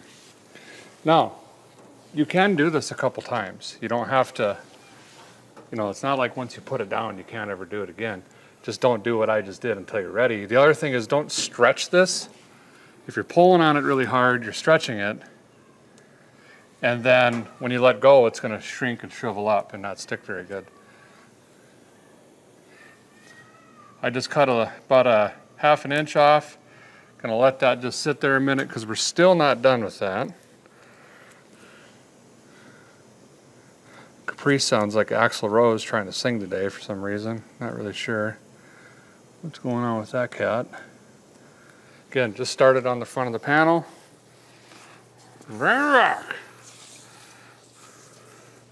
Bentley's helping keep all the extra out of my way because I don't care about it right now. I noticed on the other side, the door was sagging a lot because it didn't line up. Right. Yeah, that's a good point. I'm just going to tap it around. I didn't squish it down yet. This door lines up a lot better. Still not perfect.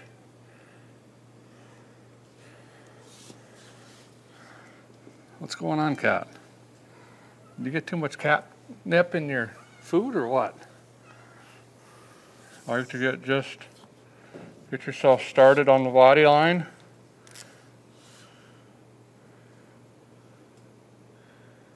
Something like that. Go about halfway.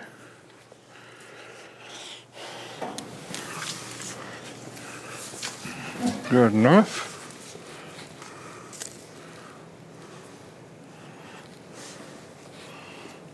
Got a little hump right there. There we go. Remember, you have to like slice the top. Mm-hmm.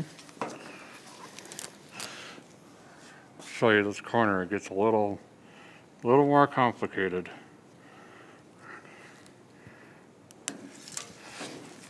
I got just a little bump right here, but I'm not worried about it.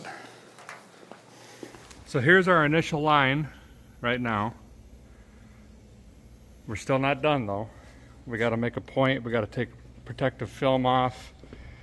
And back here, I got to show you this. Notice how this is bunching up?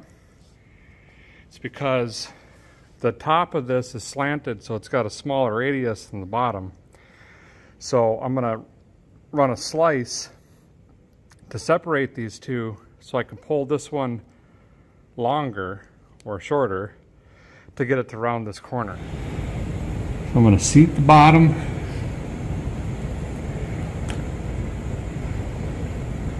Make a really delicate cut.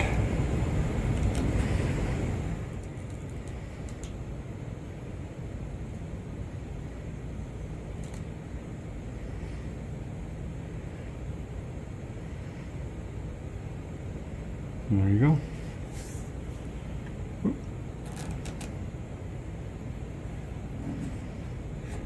Boom.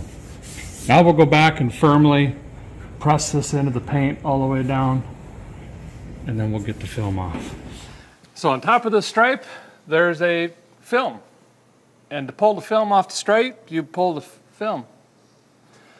And what it's doing is actually just keeping these two perfectly separated, but I just gently grab the corner with the razor blade, like so. Bentley's going to take off with it. And while he's doing that, I'm going to take this top stripe and just pull it back.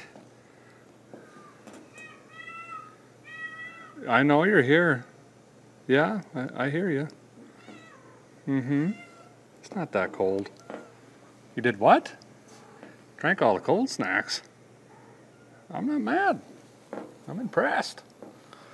Okay. And I just brought it down and overlapped it, and boom. Cut a little angle on it. What do you think? Approved? Yep. All right. High fives.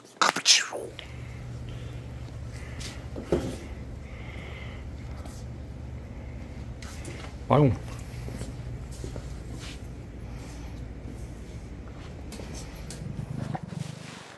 Well, I think that's going to do it for tonight. Tomorrow morning, my buddy Browder's headed over, and we'll start working on the door art here. I'm really excited for you guys to see this, and I'm hoping it's going to tie everything together. And don't forget, I still have a massive change on tires and wheels. Subtle hint. Well, I shouldn't say massive. Well, you know what I'm saying. You're really going to like it. We've never done any wheels like this. So I'm going to introduce you to my buddy Browder in just a minute. He just arrived. Before I get to that though, Bentley and I are going to get working on our wheels and tire package. So when Browder's finished, we can get that stuff knocked on. Now again, we're going for an 80s farm truck look here. And that's why we added the pinstripe, and Browder's going to do his thing on the doors you guys are going to love. And these wheels absolutely scream late 80s to me. Check these things out. Got these from my buddy Chad, not the other Chad. These were actually on a Suburban, some old turbines, and they're 8-lug. These things look awesome. He ditched them because these are 16.5 wheels, which are almost impossible to find tires for. I took a gamble. I can't remember what we traded. I think it was like a Walkman and a bag of jerky or something like that. I did find some rubber for these, but at first I think we're going to try to clean these up with a sandblaster or something. They're pretty dirty, just brake dust and grime over the years. And then when we get those done, we'll get some new rubber on it, and then we can throw it on the truck. By the way, some of you are going, well, wait a minute. This ain't no $60 paint job if you're putting vinyl and painting the doors. Look, I get it. Here's your $60 paint job. You could stop there. I'm decided to not stop there. That's why we're doing the stripe in the doors. But we did accomplish a $60 paint job. Now, let me dig out my Hobo Freight junk sandblaster thing that plugs up every 32 seconds and see if we can clean these wheels up. So this is my buddy Browder here. Met him in the parking lot of a parts store. We both pulled in with our old rigs. Harbor Freight? Yeah, we kind of locked eyes like, yep, that's a guy. So he's been doing this stuff. He's an absolute black belt with the paintbrush. You're gonna love this. He's done a lot of my rigs. Absolutely love his work. I just give him an idea and he nails it every single time. And he's talking about some dimensions and multiple colors, and he's already checked out the pinstripe color. And he'll mix some stuff up and get to work. I'm gonna let you guys sit back and watch this door go from a white canvas to artwork. It's gonna be awesome. All right, man. Have fun. Thanks.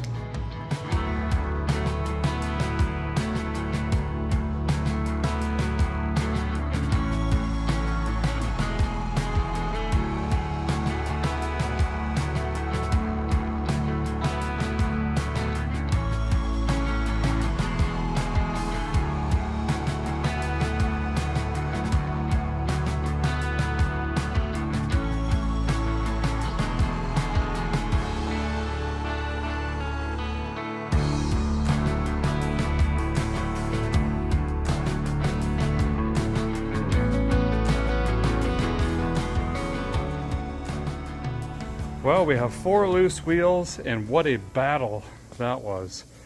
So these are 15, I think by 12 and a half.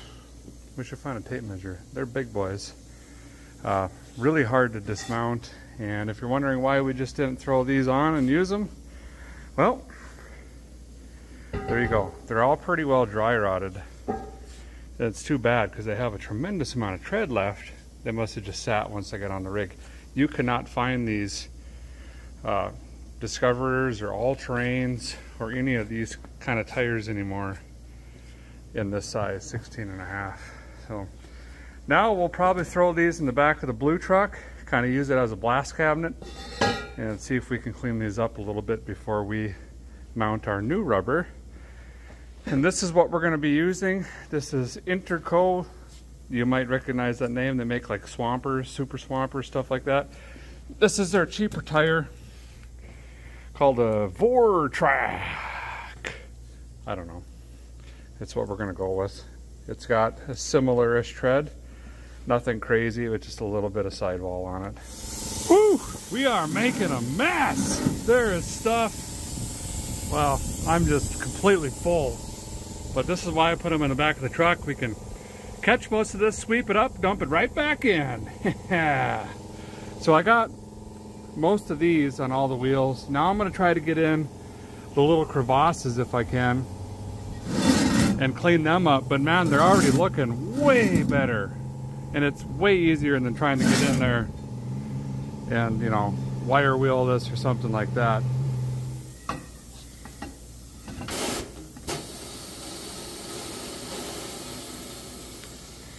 So Bentley's installing new valve stems here. These are the old ones. You can see the rubber is really deteriorated, and then we hit them with that aluminum oxide powder stuff that shined up my teeth a little bit.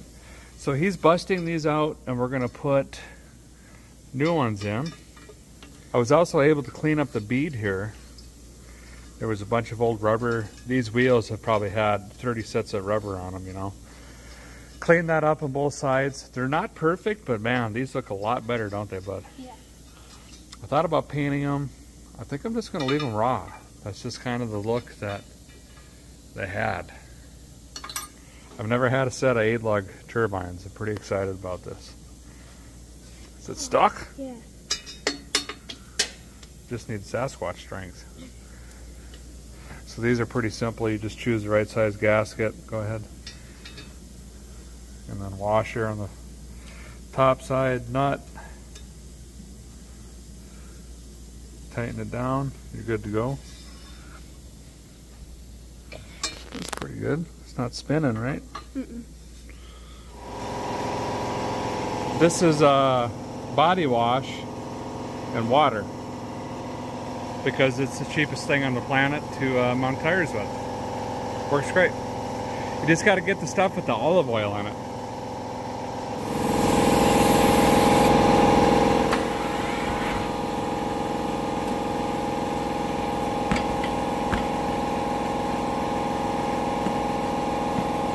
Got it.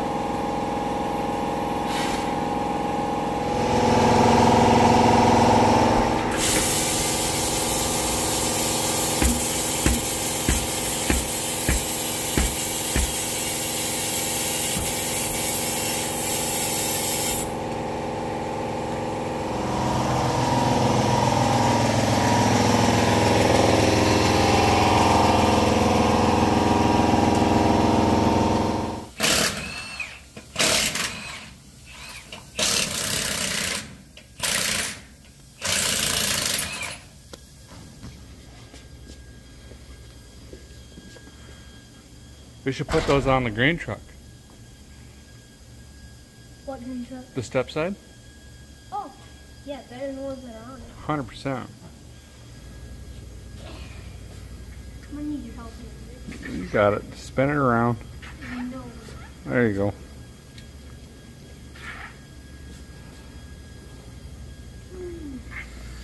New wheel bearings, wheel seals, brand new studs, drums. Yeah, get the outsides too.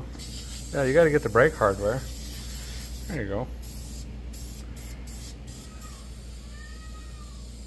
Figured out what's wrong with Cap Rice. She's in heat. It happens. All right. Bentley just finished Craigslist rebuilding this side. Gonna slide this in about 2 minutes. Man, what a difference.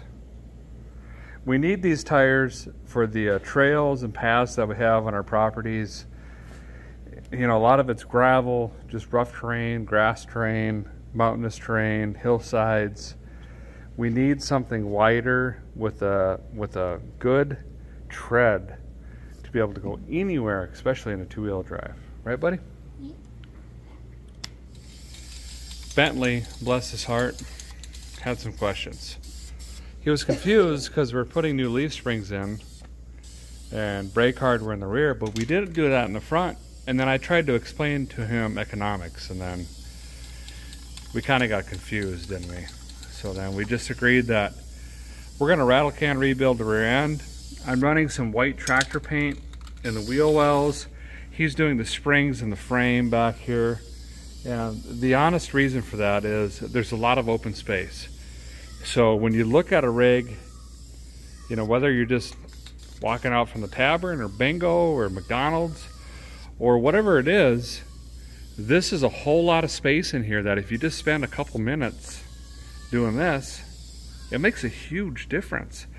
And we sanded out some of the rust divots. You can see it's obviously different through the bottom area. You can actually see the wave from the sandpaper. Because we were trying to get all the rust bubbles and everything out, just try to prevent this from rusting for the next, you know, 3 to 8.5 years. That'd be pretty nice. Well, Remington, the farm truck is complete. Let's roll this thing outside and take a look at it in the daylight.